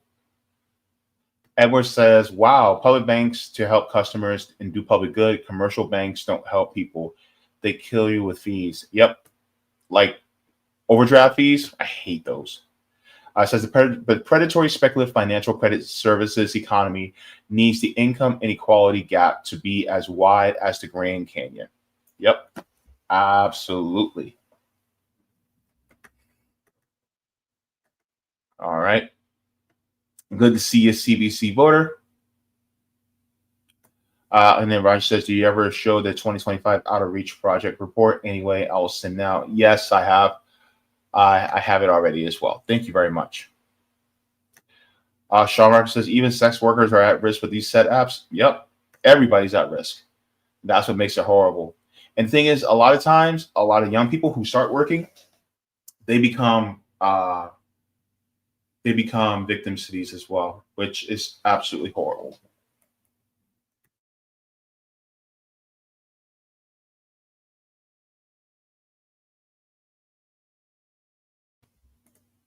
And then one more comment. Marlo says, so messed up, especially because people can't get enough together, or they already too low on U.S. government social credit system to open an account, bank account, or even credit union account. PDLs are a scam. Payday lenders are a scam. Yep, absolutely. Yep, and you can't even get a line of credit from a bank because the bank will look at your credit, and if your credit score is too low, they're not going to do it. But it's like, my credit score isn't because I'm irresponsible. My credit score is because I'm not making enough money. Right? Anyway, let's get out of here. Thank you so very much to everybody for joining in. I want to thank Albizu for coming in. Thank you so very much for that. Also, please make sure to let people know, like, look, if you know somebody that's Christian that is thinking that Israel is, doing good things, or they're a good country, let them know, like, reveal the actual horrible things that they're doing, because, they are anti-Christian, Christian Zionists who believe this BS. They're becoming anti-Christian, and they need to wise up and see it for what it is. And stay away from these apps as when it comes to the loan. Like, if you use these apps to be able to, like, send money to different people, loved ones, family, friends, things like that, or pay for things like Cash App and stuff like that, it's fine, right?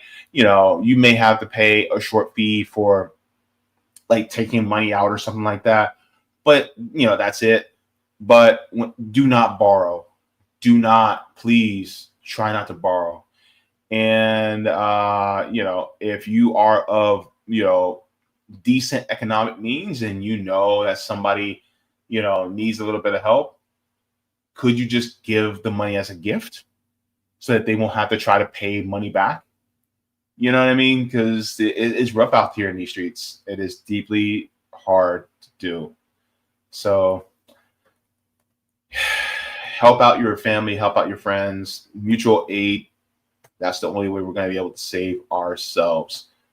All right, everybody. So I kind of had a video that I wanted to share at the end, but due to the sake of time, I'm not sure if I'm going to be able to share it. But there was a video that I was looking at, not necessarily related to this, but I thought it was really good. Maybe I'll share it for another stream. But guys, you guys have been nothing but good to me, and I appreciate all of you for continuing to be there. And I definitely feel the love. So you guys go ahead and have yourself a wonderful evening. You know what? Get yourself some cookies and some milk. Put your feet up. Wear the fluffy socks. All right? And relax. It's Tuesday. You can take a day to relax. Water your plants, water yourselves, leave the world better than you found it. Smoke them if you got them, drink them if you got them. If you ain't got them, then watch something funny because joy is revolutionary, or read because reading is fundamental. I love you guys. Oh, by the way, I forgot to mention this. Ooh. I don't know if you guys, and this has nothing to do with, political or movements or anything like that, but I am proud of my niece. Why am I proud of my niece? Why are you proud of your niece, James? I'll tell you why.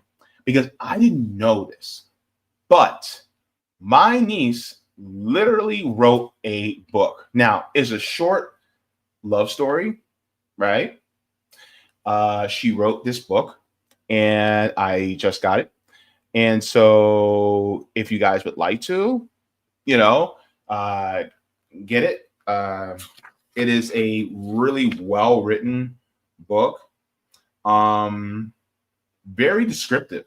And she said it's pretty tame, right? But it's a sweet story. So if you guys would like to, I can share the link as well with you guys. But, you know, if you guys want to give her a little support, she's, you know, an up-and-coming author. So she wrote this story and she already has it published. So let me see if I can get the, let me see.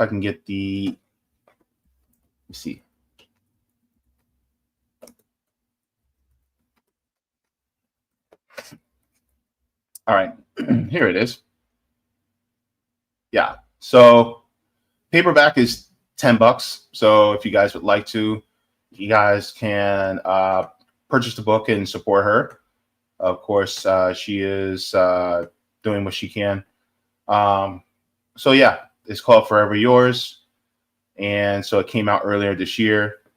And so you can also get it on audiobook or for your Kindle, but it's pretty great.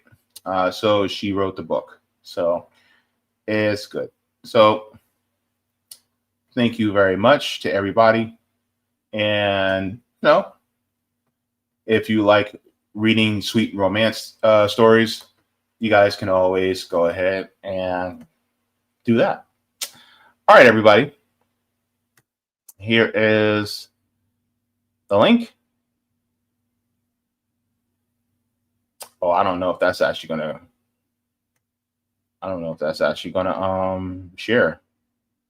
Is there a share button? Where is the share button? I don't know. That was a long link. I don't know. I hope the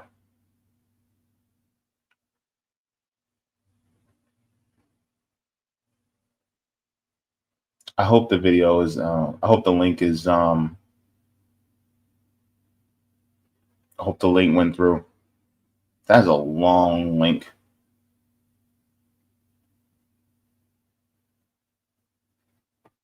Wait.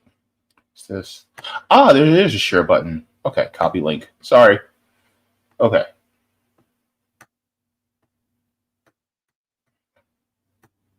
Okay, boom. Sorry, guys. Oh, man. There you go. All right. Oh, it showed up? Okay. All right. All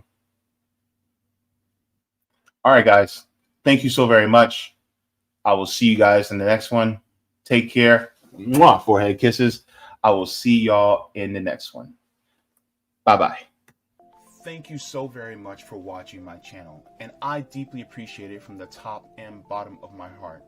If you wish to support the channel further, so I can keep bringing you content that is educational and informative, you can become a patron on patreon.com/Jaybefaunt.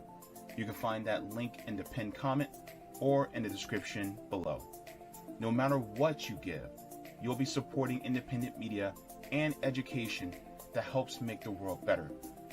Thank you so much, and you can watch more of my content here. Mwah. Forehead kisses, and have a beautiful day.